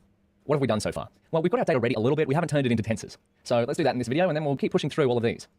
So in here, I'm going to make this heading 1.1, check input and output shapes. The reason we're focused a lot on input and output shapes is why?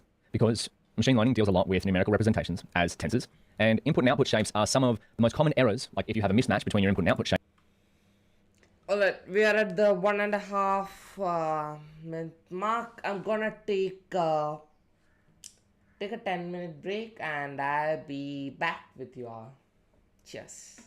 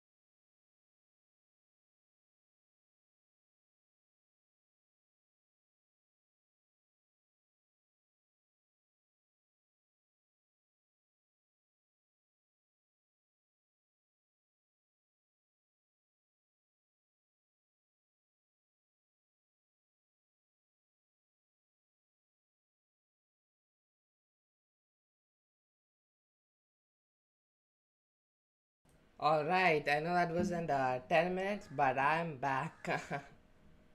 All right, let's continue our. Where is it? Yeah, let's continue our stream. Let me just skip back a few seconds. As always, just feel free to ask me if you have any questions in the chat.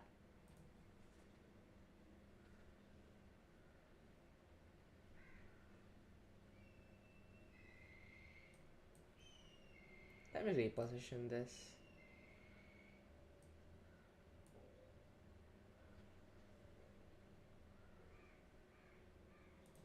Let me close that. I'll close that door.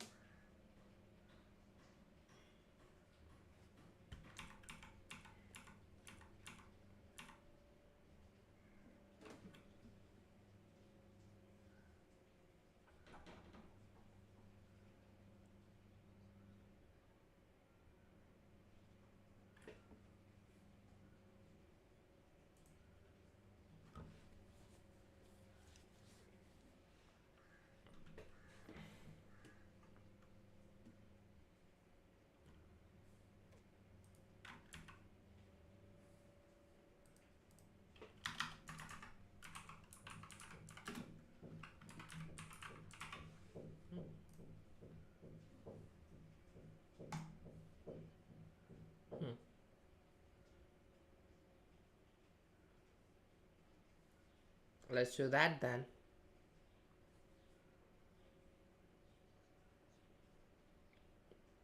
Yeah.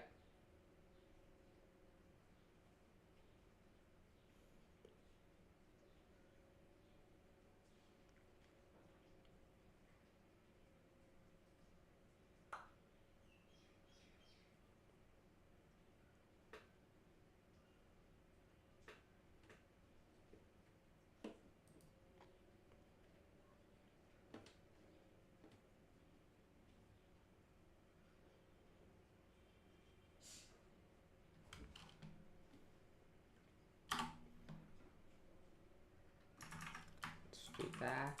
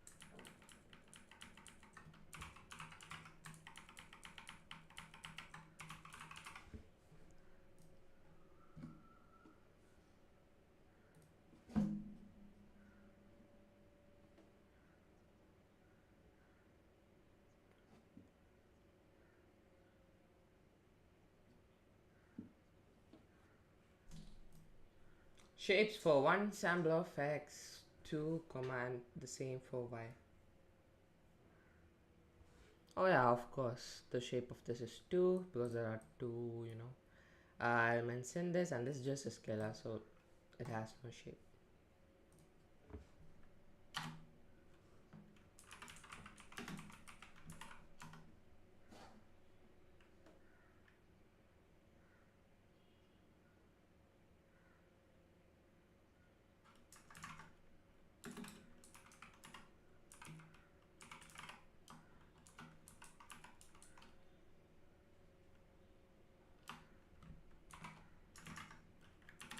Not from numpty, from numpy.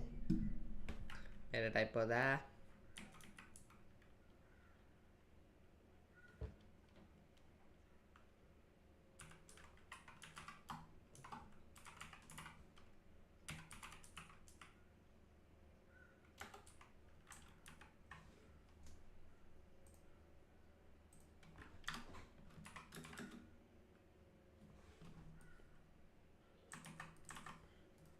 Wait, what was that again? Float 32, right?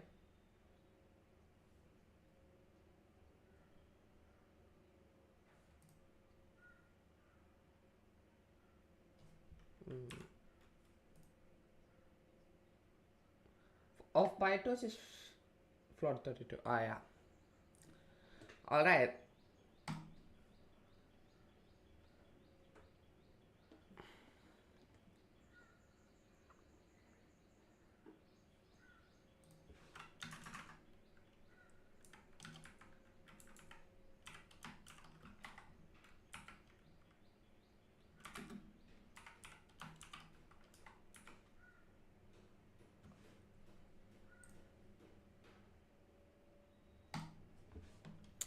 Do see the viewer the viewer count flicker between 5 and 4. If anybody is watching, feel free to put a message on the chat.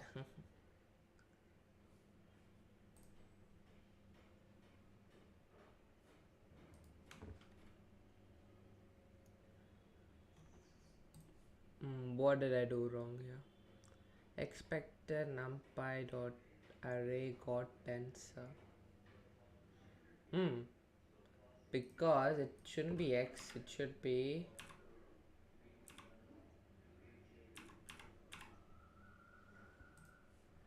y, because this would then already be tensor, right? Oh, we have 6 viewers now. Viewer count is increasing. Ah, nah, spoke too soon.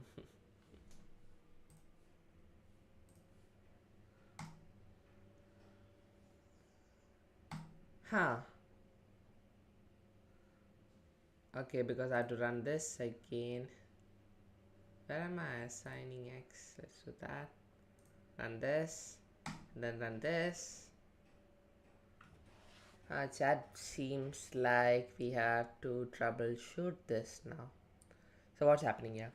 Expected numpy array but got tensor. Seems like x is already a tensor apparently.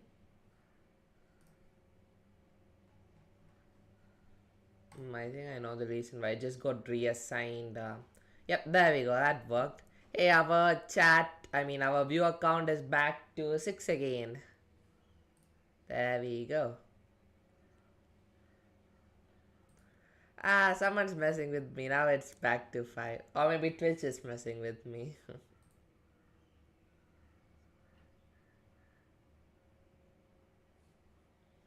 Yep, let's do that.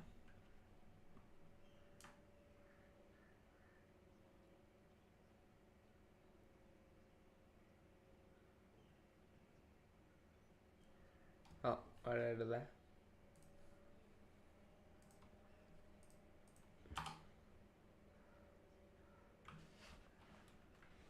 It's back to 6, but I have a feeling it will go back to 5 again.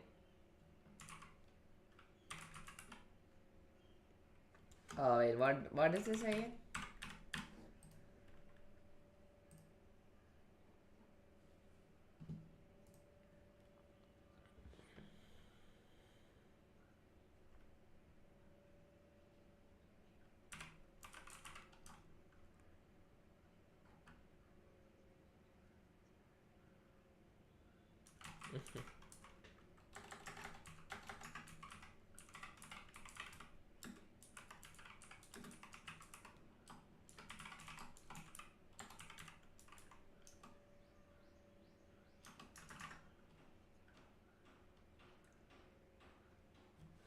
Oh, okay. Train test split. Rather than us just partitioning all the arrays, this function would do it for us. That's what it is, huh?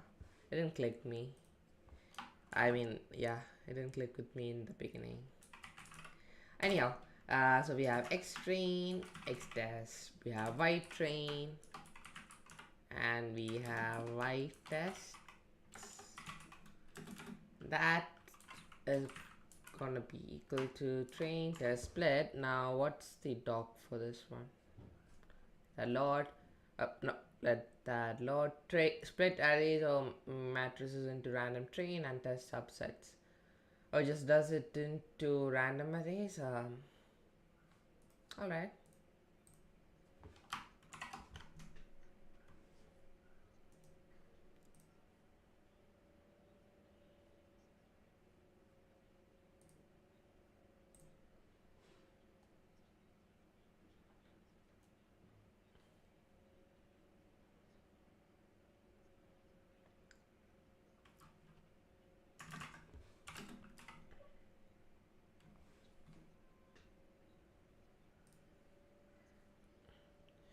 Train test, train test.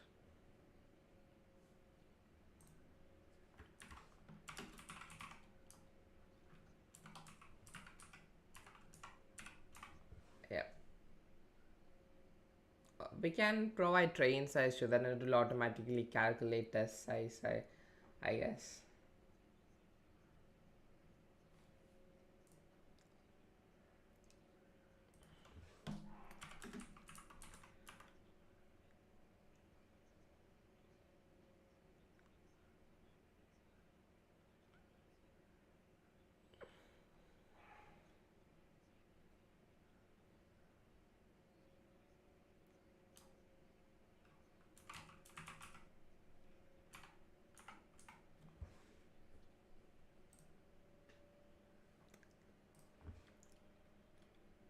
Mm.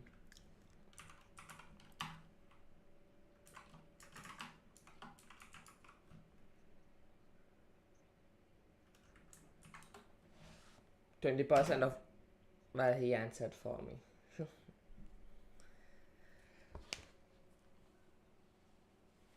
800.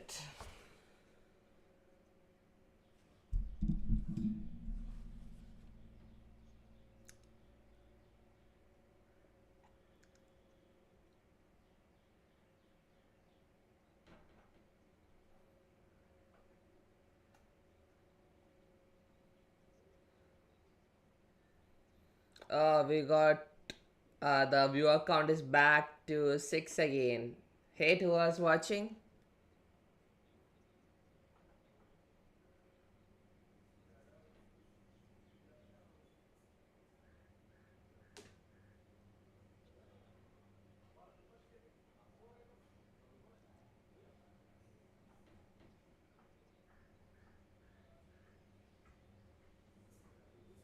Oh, it's 7, it's increasing.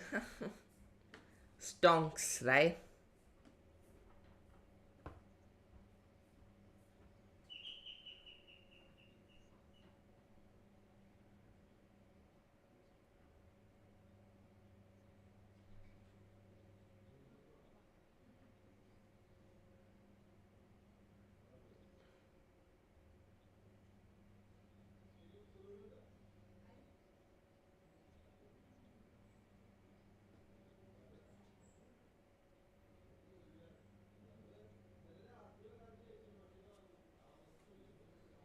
Hmm.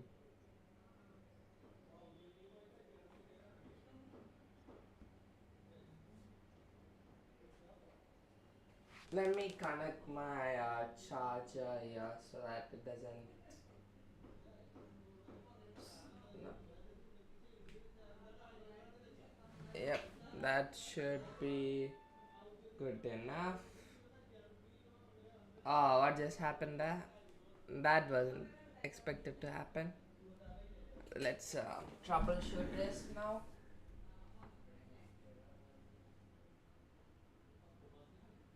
Let's change back. There we go. That's much better. That's also, I guess, yeah, it's turned on. Like the charger is turned on, so it should be charging.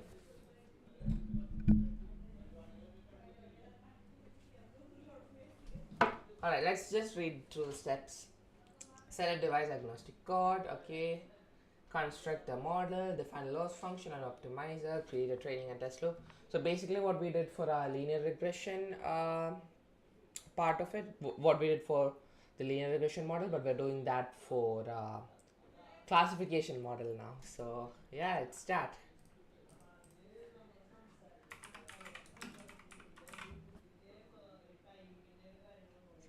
Touch from touch dot nn.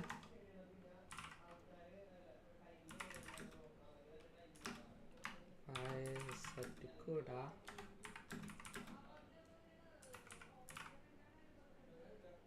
Touch.coda is available. Else, I guess we'll use the CPU.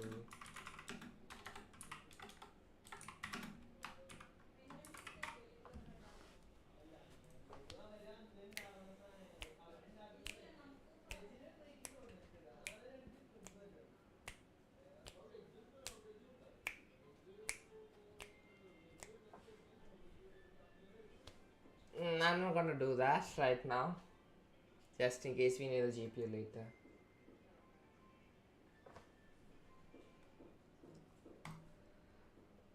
What did we do wrong here? Import torch. It should be right. Unexpected inundation. Is it? Yeah.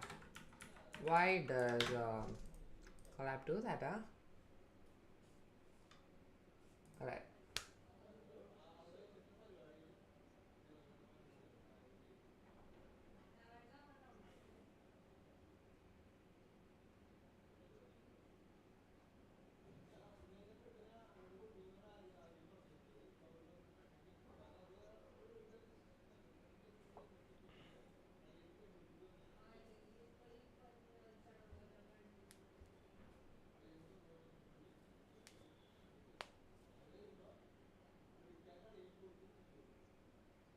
Alright.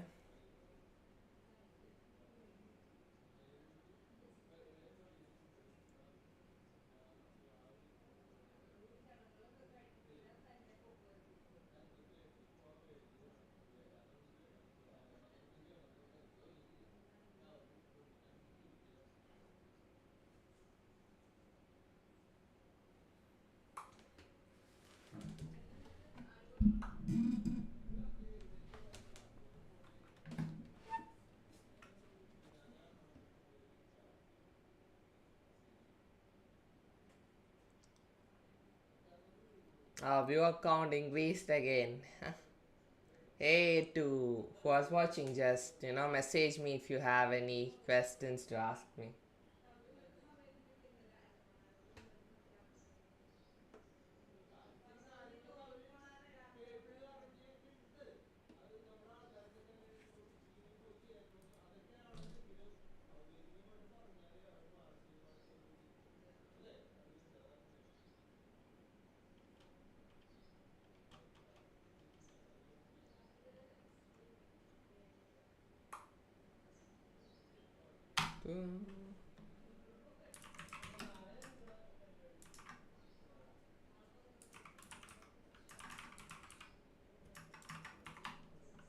Yep. Oh, he named it V0.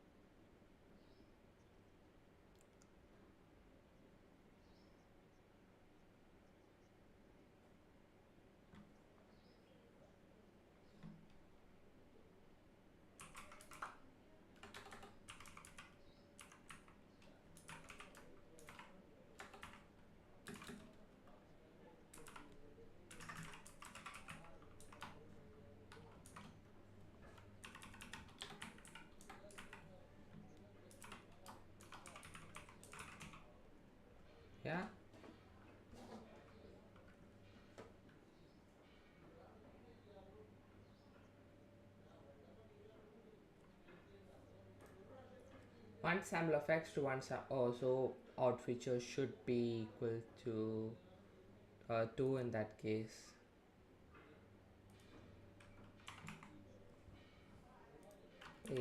What?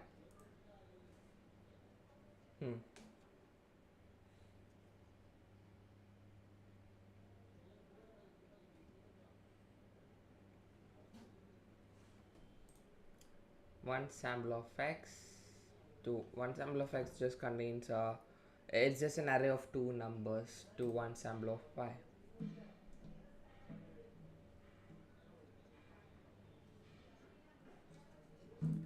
Why 5 though? Maybe let's just code it. Maybe we'll get to the explanation later on. Let's name our features.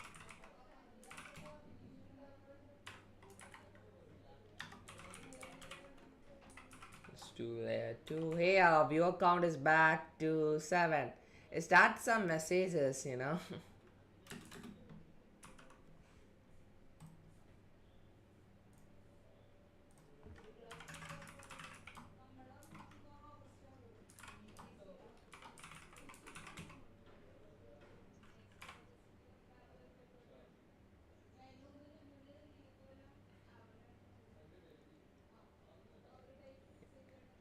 Yep.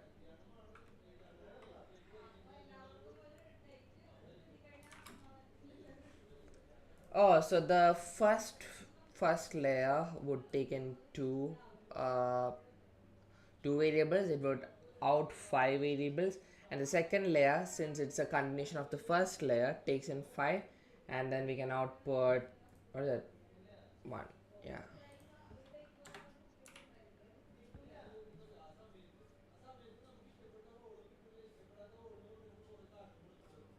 Y is equal to mx plus c.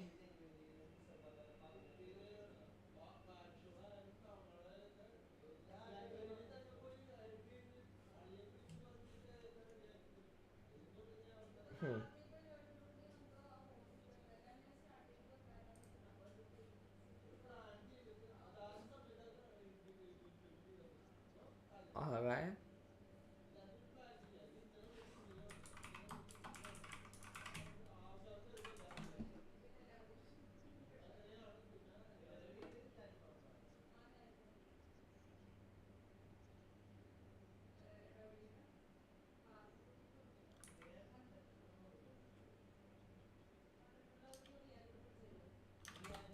Yep, let's do that.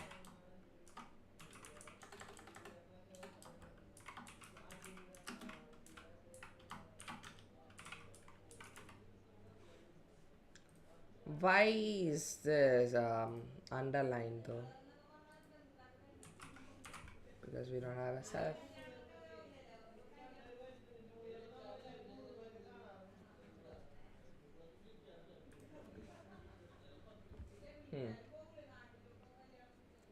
All right, makes sense.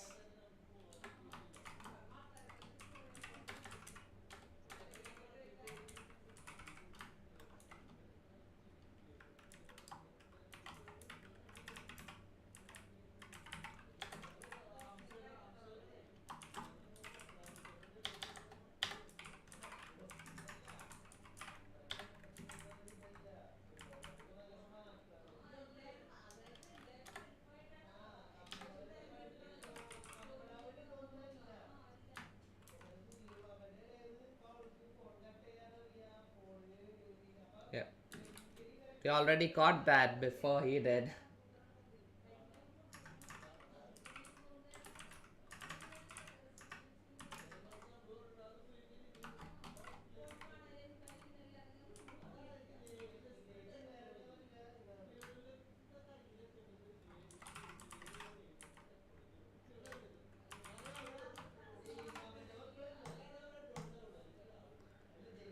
Alright, let's just pause there and just go over. Oh, what happened here? Torch.nn has no attribute linear. Oh, of course, it needs to be. I made a typo there, didn't I? There we go. So,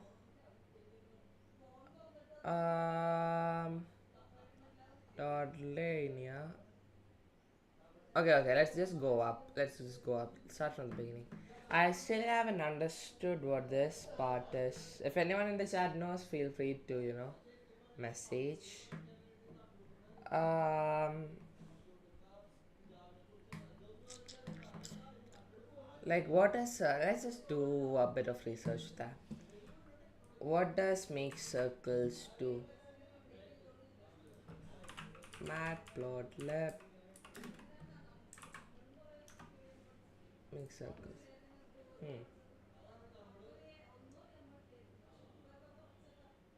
Make a large circle.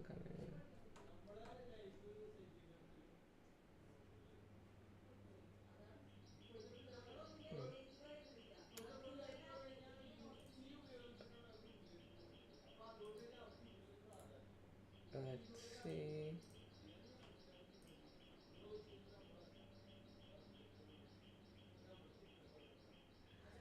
In Python regular it's possible to create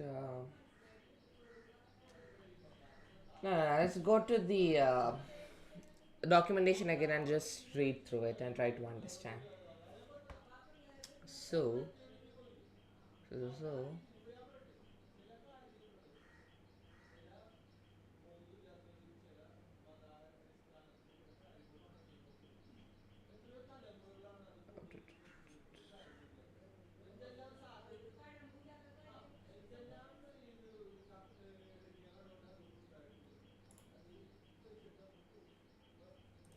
okay, let's just well, matplotlib just plots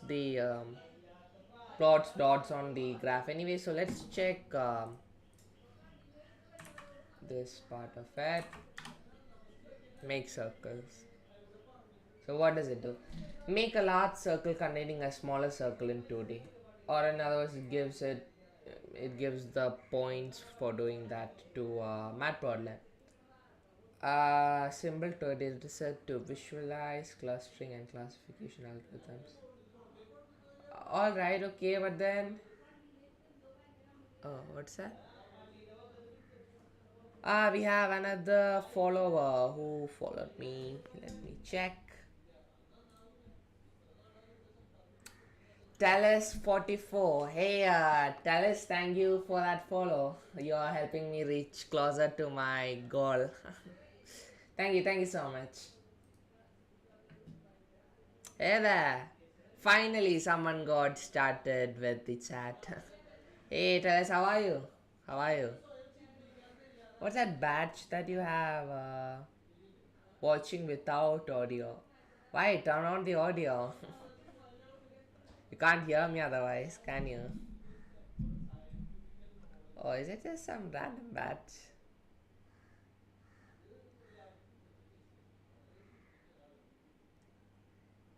Alright. Hey there. Anyhow, thank you for that follow. I appreciate it. Thanks a lot. Okay, anyway, let's get back to this. Make a large circle containing a smaller circle in 2D.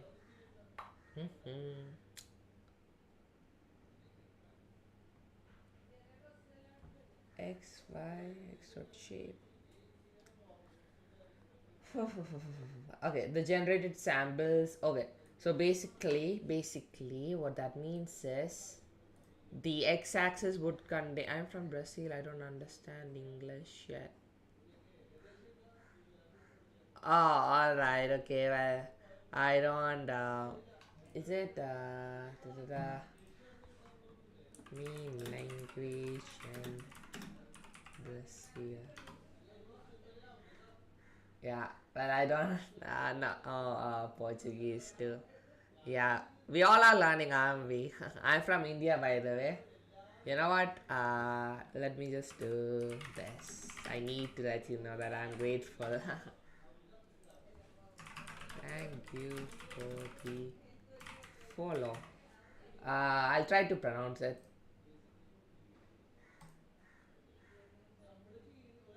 Obrigado por seguir. Yeah. I'll try to pronounce it again. Obrigado por seguir. Thank you. I know, right? Well, I am from India. Yeah, I am from India, the land of languages. I know a couple of languages myself, although Portuguese isn't one of them. Yep.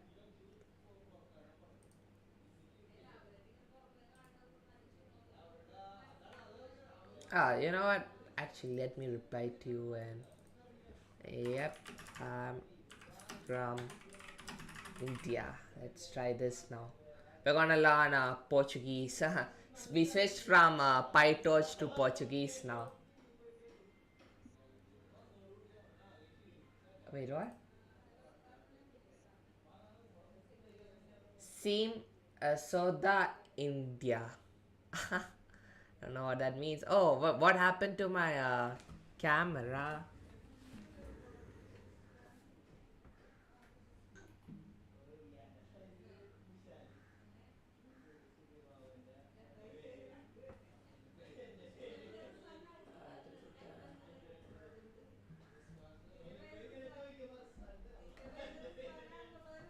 Huh? Did that fix it? Hmm. I can hear my. Ah, yeah. There we go. So let's try that again. Sim Soda India. Anyhow, thank you, Talis, for that follow. Let's get back to coding session.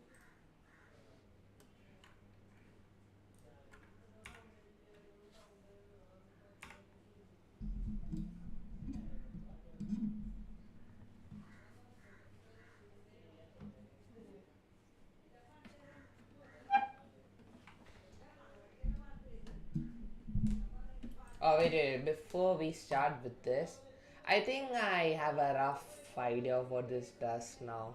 So, it generates points so that it somehow creates these two circles. That's what the function gives us. I speak Portuguese. For sure, for sure. Well, I mean, I just repronounced it. Google Translate does a very good job, I guess. Credit goes to them, credit goes to Google. Alright, anyhow. Let's see.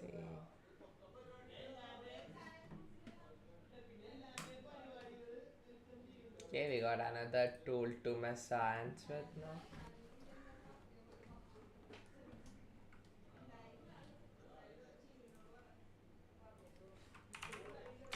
TensorFlow Playground. TensorFlow Playground.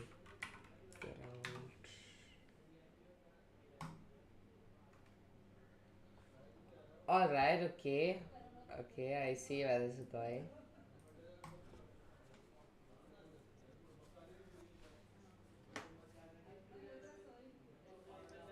Do you work with Python? Yeah, I am actually a developer with I think it's around 5 years of experience. I think it's coming along 5 or 4. Well, it has crossed 4. I think it's coming along to 5. Yeah, I'm a Python developer mainly. No, yeah. I quit my 9 to 5 job to get into machine learning. What I was doing was making scripts and stuff like that in my previous job, and I really want to become a machine learning engineer. So that's what I am working towards right now. That's my end goal.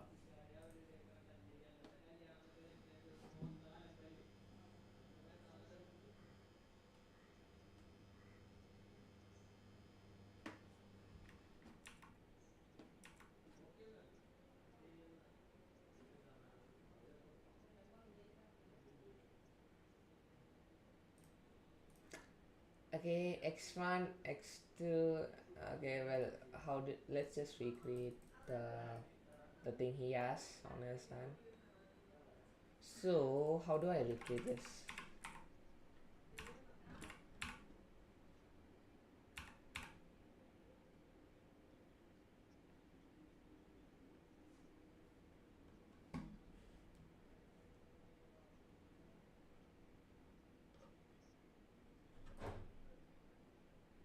Oh, you're an aspiring developer too, huh? Do you?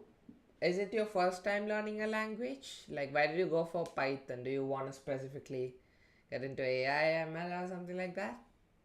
Or is it just is want to get into coding? Tell me a bit more.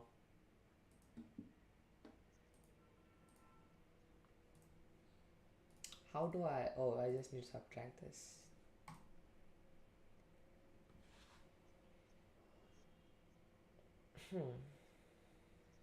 Kind of like a simulator.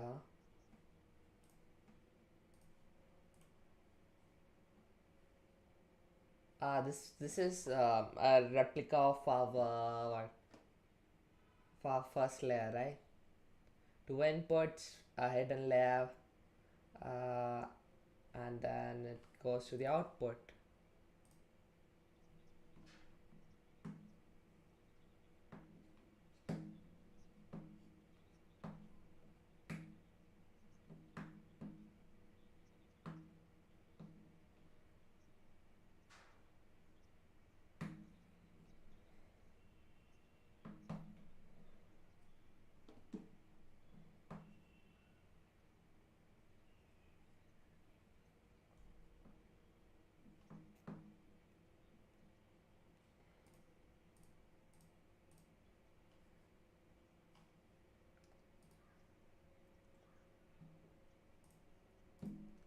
Alright, 0.01.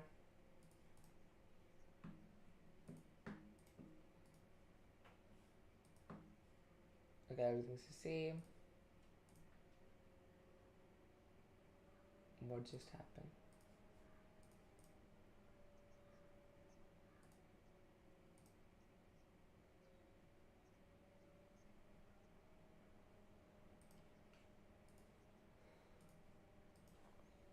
Hmm.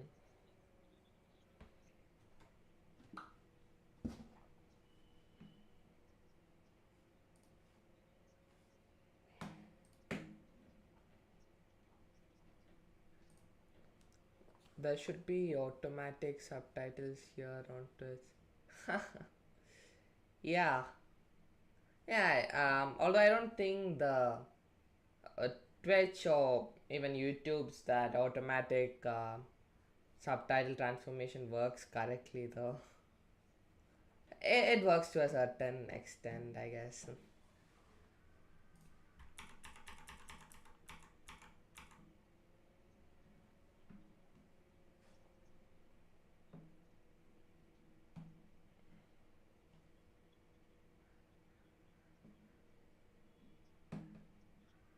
I need to get a better a pair of headphones. Really, my the one that I had broke, and I'm using these earbuds, which get rather uncomfortable on prolonged use.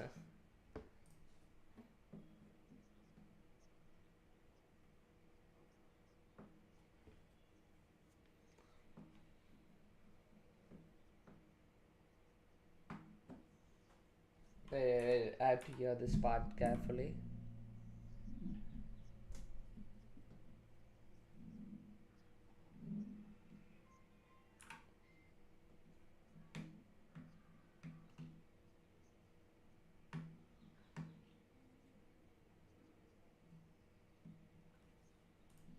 Then we just divide 1 by 2.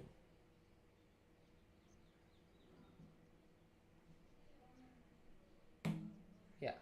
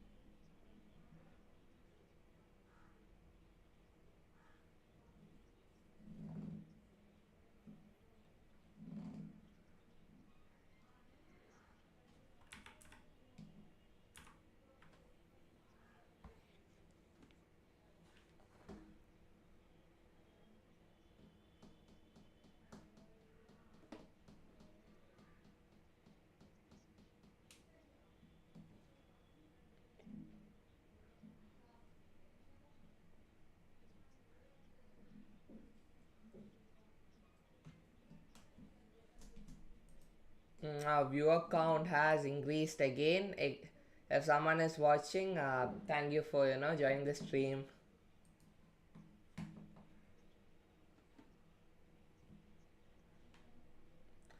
Oh, it's going up again.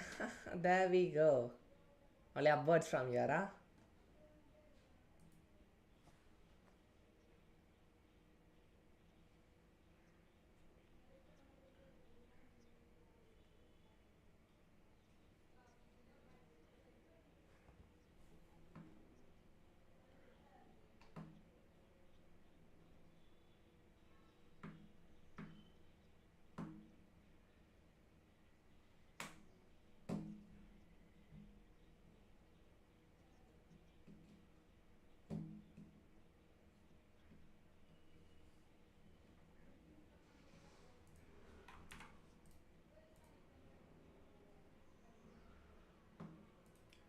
Wait, what?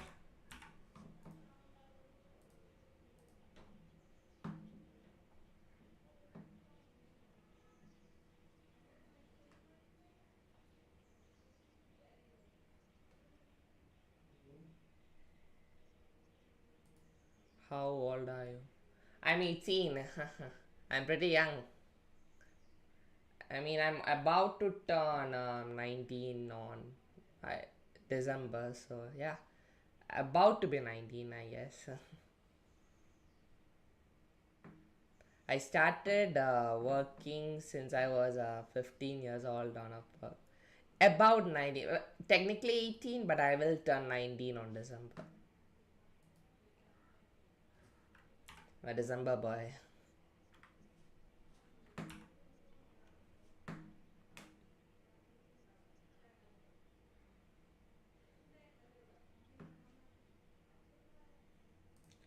Make 5 inlayers with 5 neurons. That's what we did, right?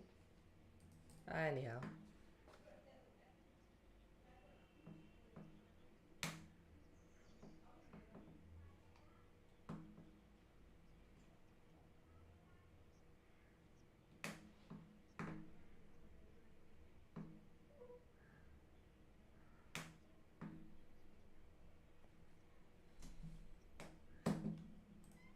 Alright, let's get started.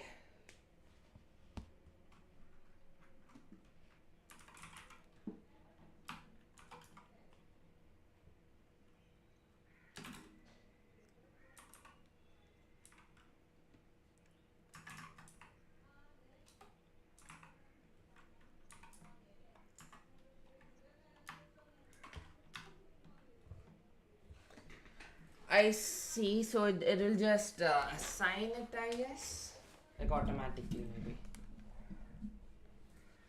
Let's replicate the model above using nn.sequential. Also, it does most of the work for us if we use nn.sequential. We don't have to create a class or anything like that anymore. In features, for our first layer is going to be 2, and out features is gonna be 5. And for our second layer, we have to keep in mind that the in feature has to be 5. Has to be 1. And to make a device agnostic, we're gonna transfer that to whatever device we're using.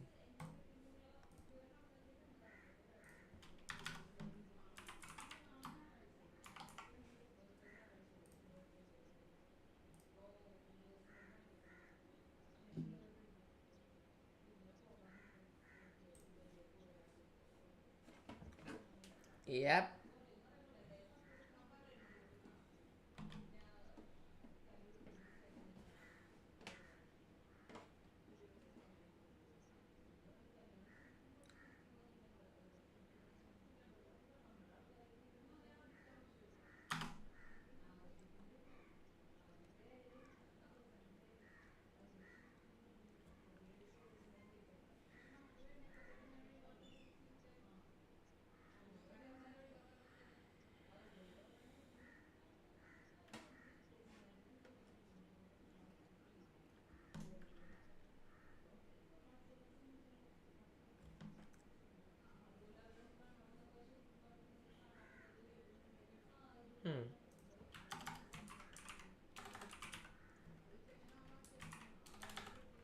do that too, huh?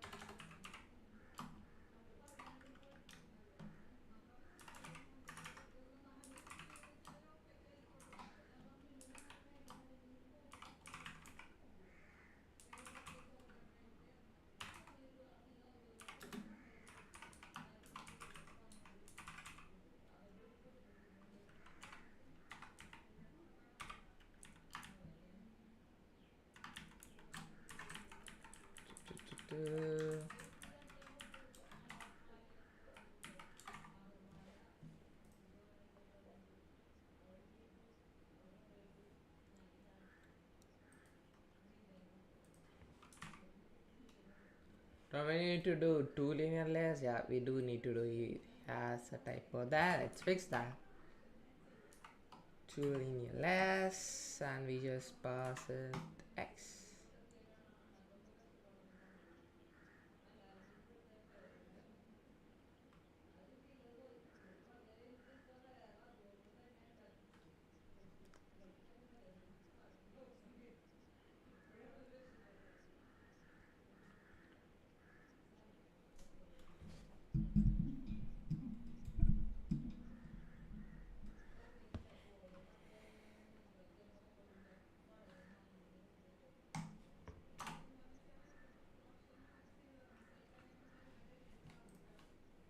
Alright, let's look at the state deck then. 0 dot state dictionary. We have a weight, a bias, a weight, and bias for 2 separate linear layers.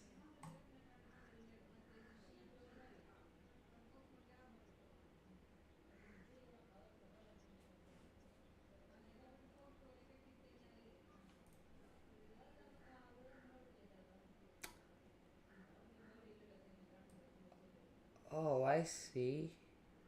Huh. Yeah, you're right.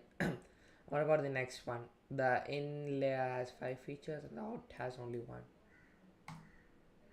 So yeah, in a neural network, I guess it's just one transformation after another. It just keeps on going.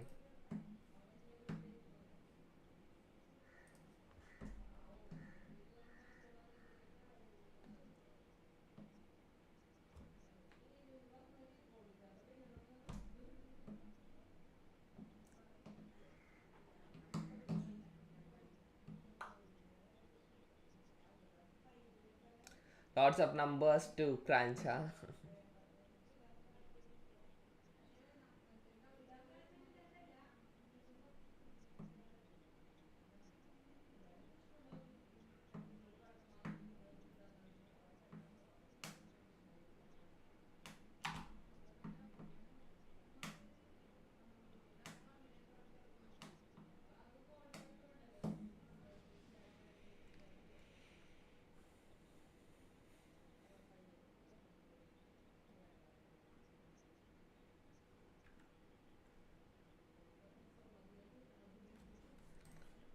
Let's just see what happens if we do it to 50, and that's a lot of numbers, alright. Let's just switch it back to what it was. But let's see the error that it would give us if it doesn't match. Huh, and what about the state tech? That worked. Maybe I guess there would be an error later on or something. Maybe it condenses it into it condenses it or something. Some back under the hood magic is going on there, as it is with everything in Python.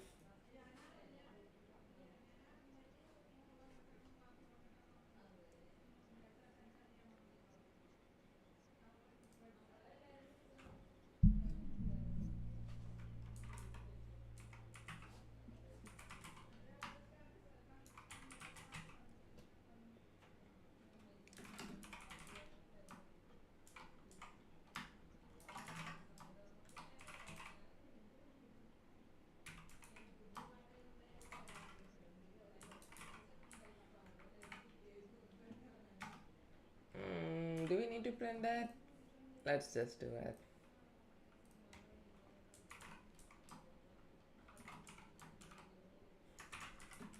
3 collab, huh?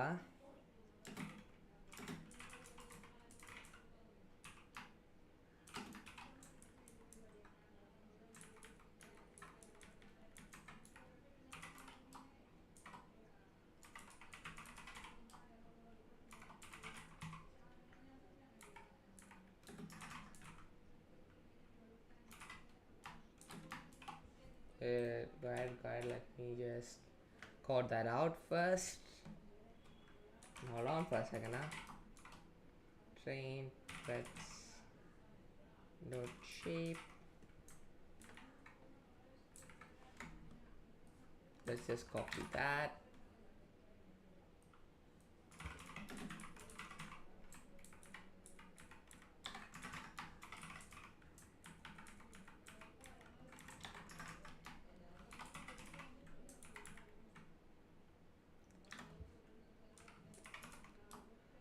Prints first and predictions.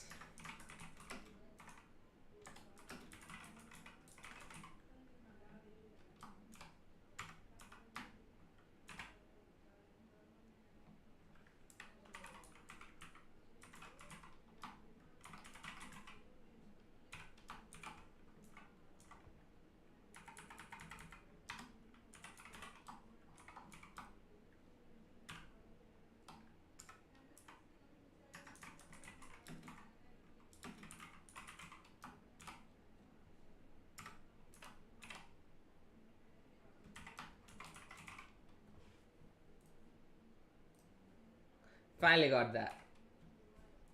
Oops. How many did you? Yeah, you printed 10 samples, didn't you? I mean 10 labels. There we go.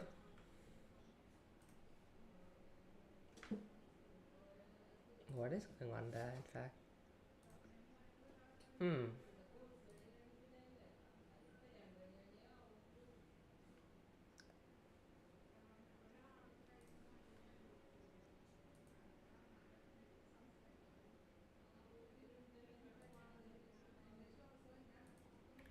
Come on, what? Haven't we again?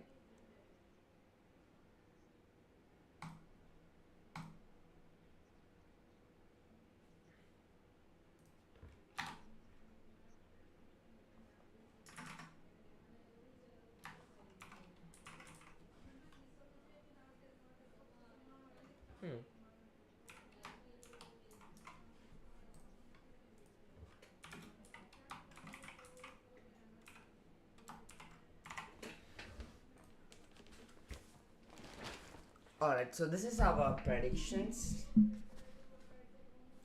And this is our labels.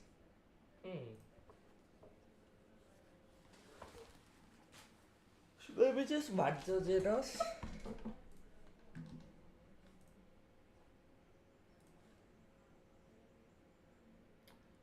Uh-huh.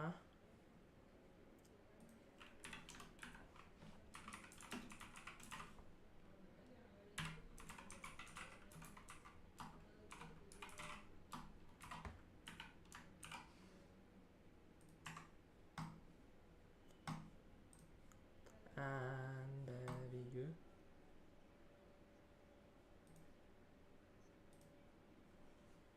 Yeah.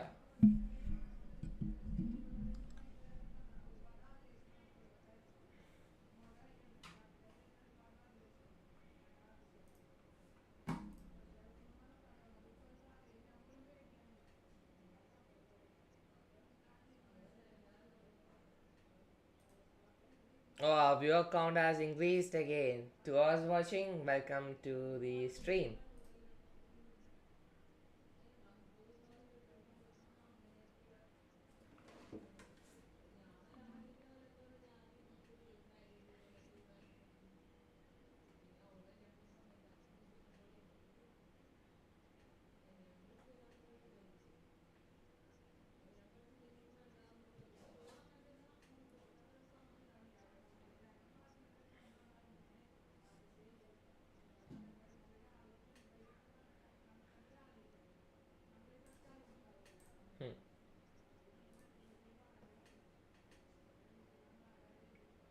Oh, so basically, I see. The prediction wouldn't exactly be like a whole number. We'll need to change it using torch.round. But even if we do that with our current scenario, it's just spitting out random numbers. Hence, it doesn't act as a model, does it? Anyhow, let's just see what our rounded numbers look like. Maybe we might have better luck and get some ones in that too. And alright, there we go. So I hit the negative symbol. Why do we have the negative symbol though? Hmm. I have to look into that. Um,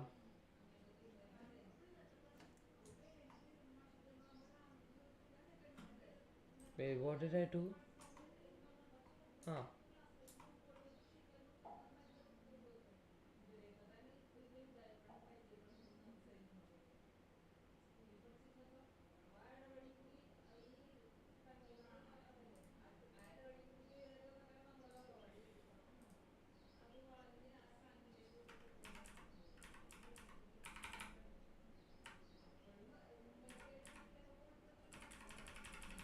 Let's just go back and just view the video again. I don't think I got that last part of it.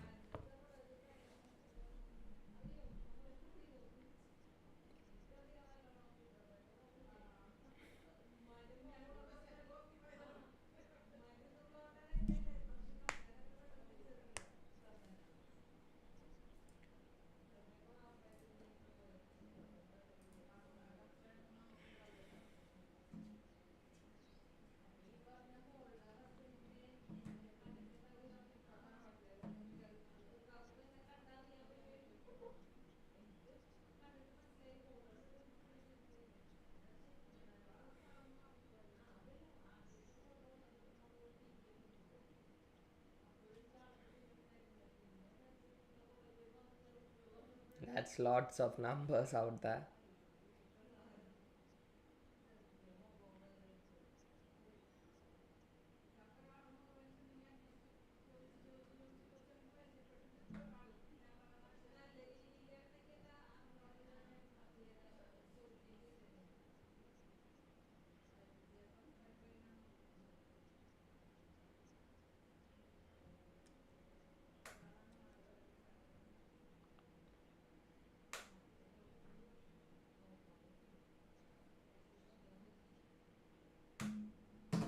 Let's put the comma.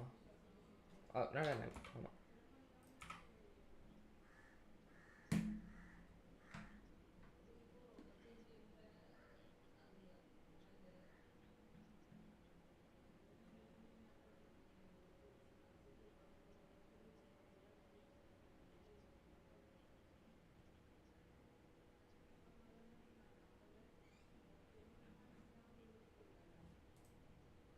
Okay.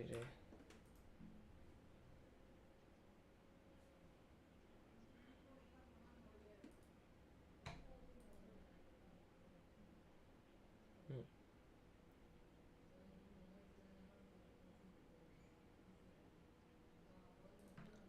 A red dot or blue dot. Okay.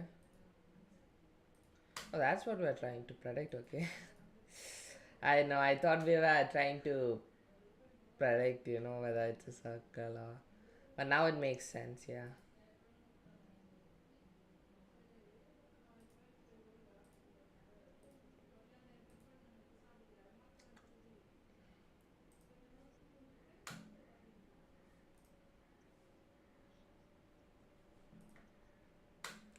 You know what? Let's actually print. Oh, we already have it, don't we? Length of predictions and the sample. And then first 10 predictions and first 10 labels. Why is the shape? Oh, yeah, the shape is different. This is gonna be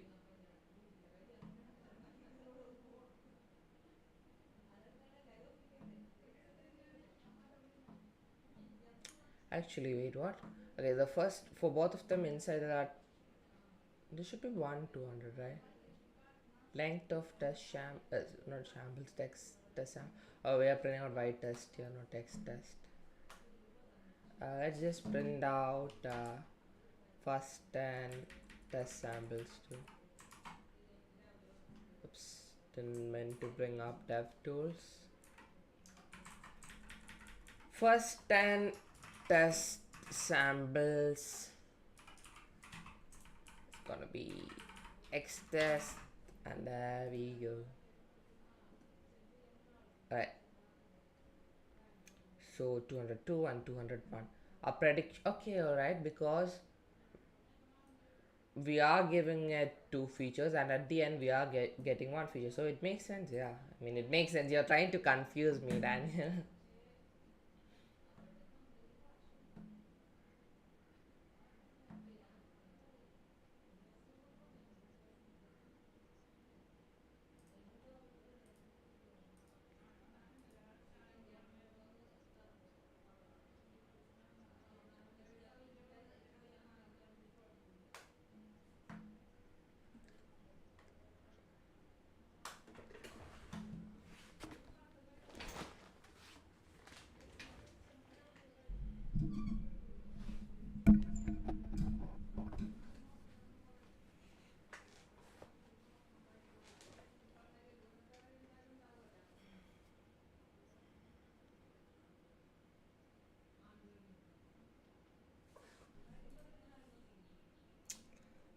First 10 predictions do not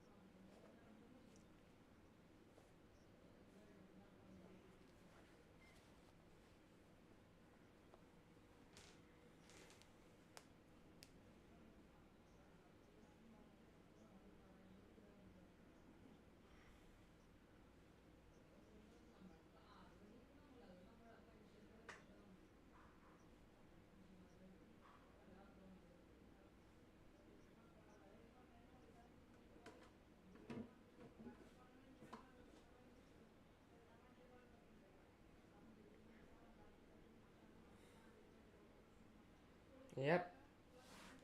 Alright, let's do that now.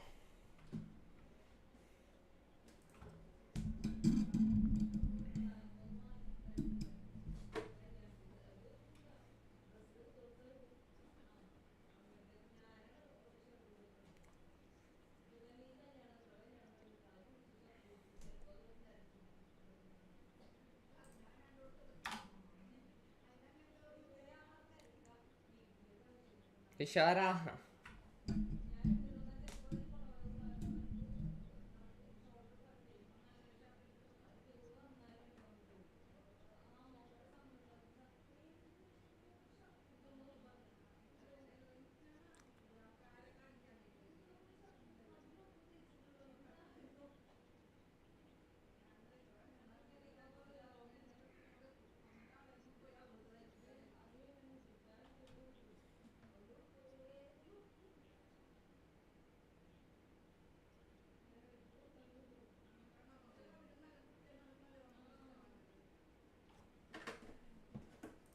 For regression, okay,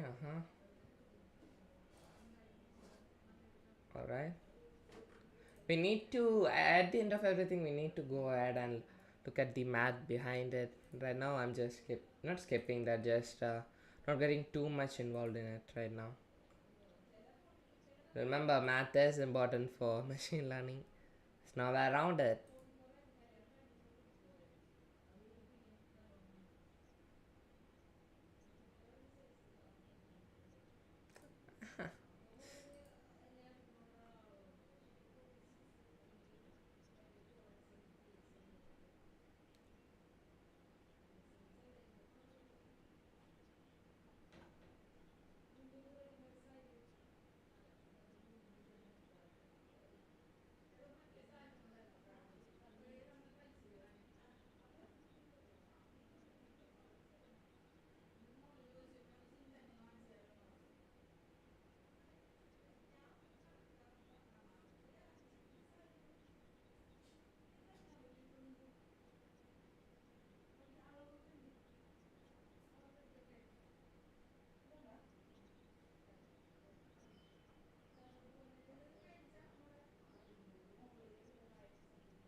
Yeah. What is that? What does that mean? I can see our viewer count has increased. Hey, to whoever's watching, thank you for coming in. Now let's see. Well, I was gonna search the same. So what is a logit? A logit is a type of function that maps probability values from two real numbers. Okay, what does that mean? Okay, logit is so if p is the probability, the corresponding logit of p is p over 1 by 1 minus p, right? Okay, we have to check that out.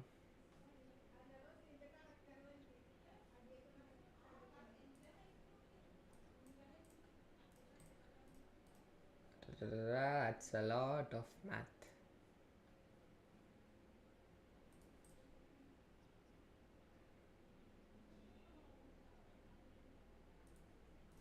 Oh, it means a different thing? Then let's search for it. What is logit in deep learning? What are logits in deep learning? Logits are the outputs of a neural network before the activation function is applied.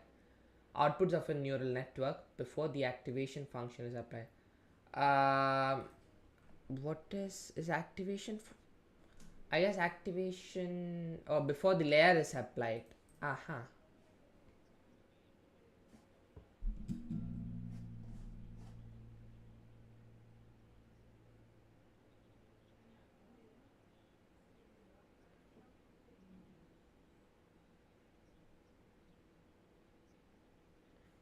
Yep.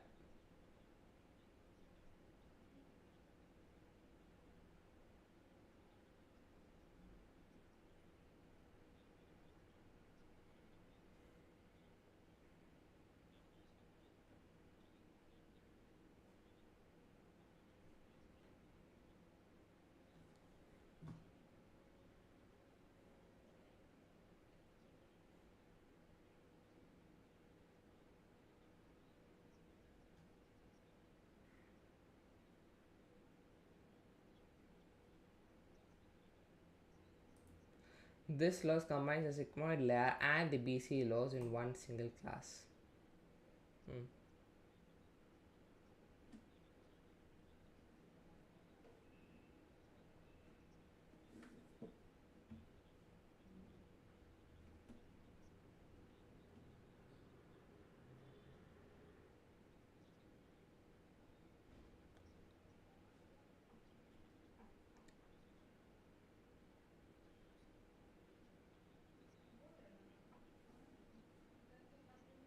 Okay.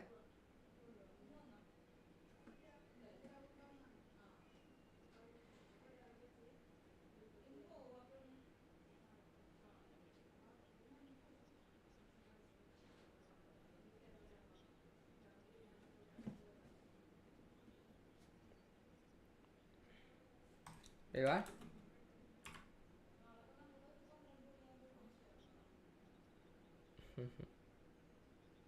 It's the rebellious son in machine learning, I guess.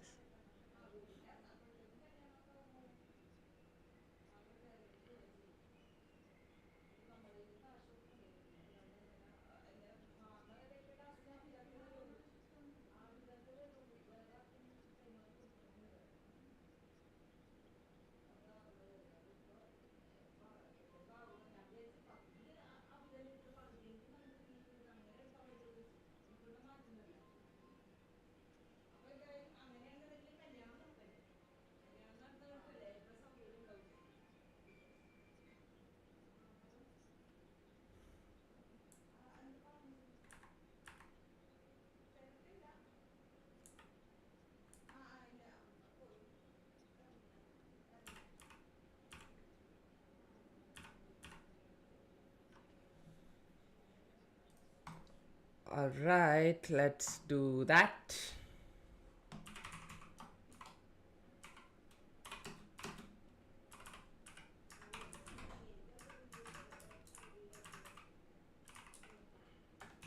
Logit loss.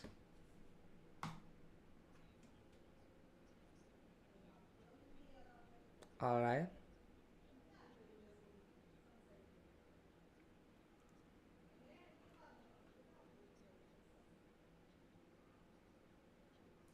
Sigmoid just whatever you give it just puts it in between -1 and I think that's what it is. It's from memory. I think I saw a video somewhere. 1 0. Oh, it's between 0 and 1. Oh, okay. Maybe I was wrong, but yeah. Anyway, it just like, it compresses whatever input you gave in between 0 and 1 there.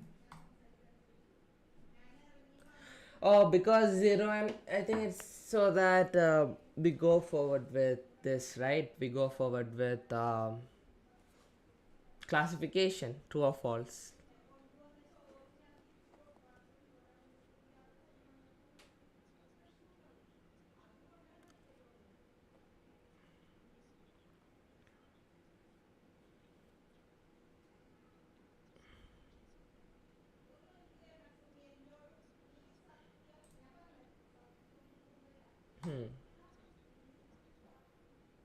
Okay, that's the output activation needed.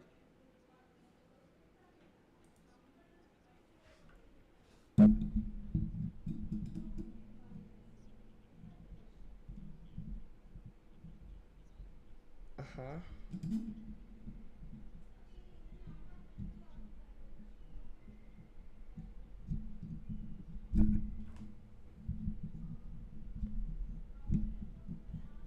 Just set this mic to be correct.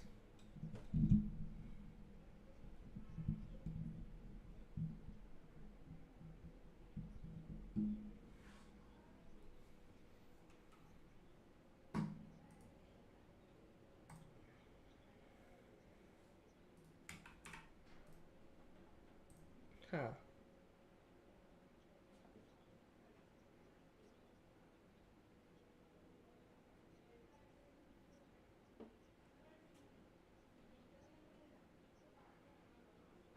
Hmm.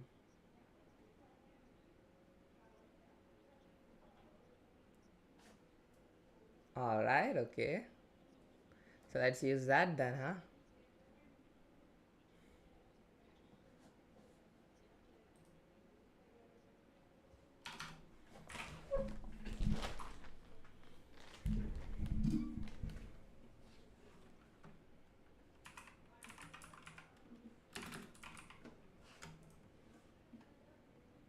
Yep. Loss should always go down.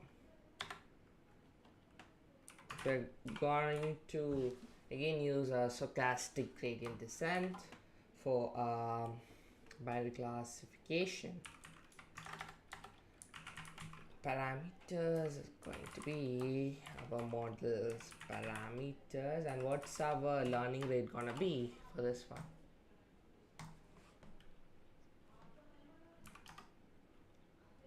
Right, we're gonna test again, I guess. Okay, learning rate is gonna be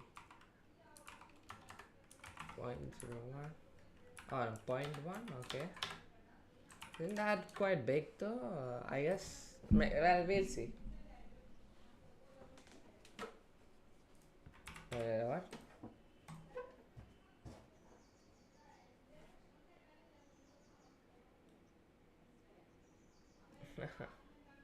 Or a million, yeah.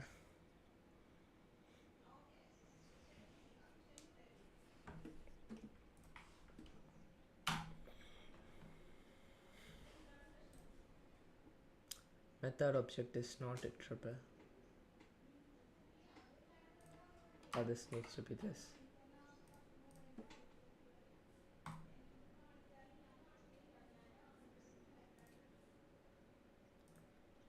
Formula for accuracy, okay.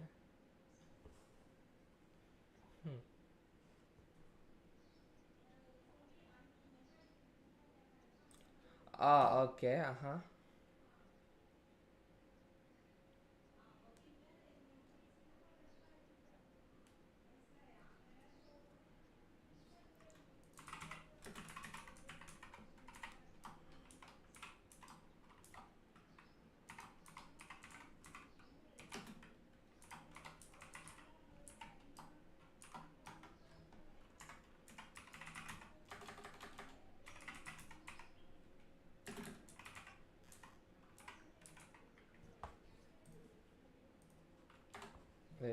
you're going too fast. Let me go back.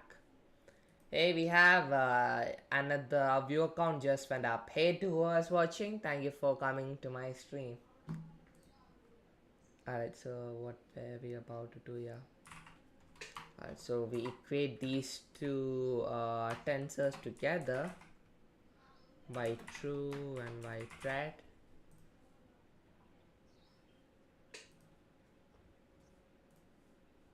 Ah, okay, alright. Gotcha. I'm gonna sum that up. So the maximum that it can be summed up would be 100, right? Alright. Dot item.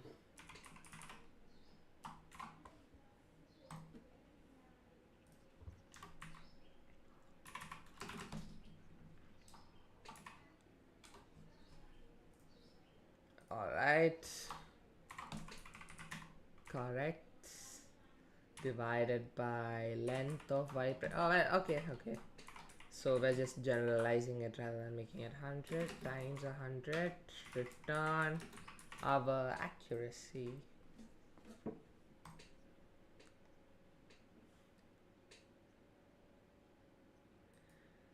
I think I'm gonna end the stream now. We've hit the 3-hour mark here on Twitch.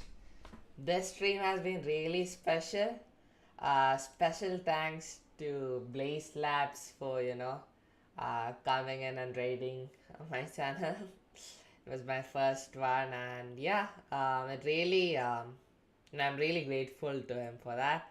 And then I would also like to thank Dallas here for chatting with me for a while, and for the follow too. All right, cheers. I'm gonna end the stream now, and to whoever is watching, whoever watched the entire stream here, thank you for staying with me. I'll see you in the next one, which will be coming up pretty soon. Take care. Cheers. Bye.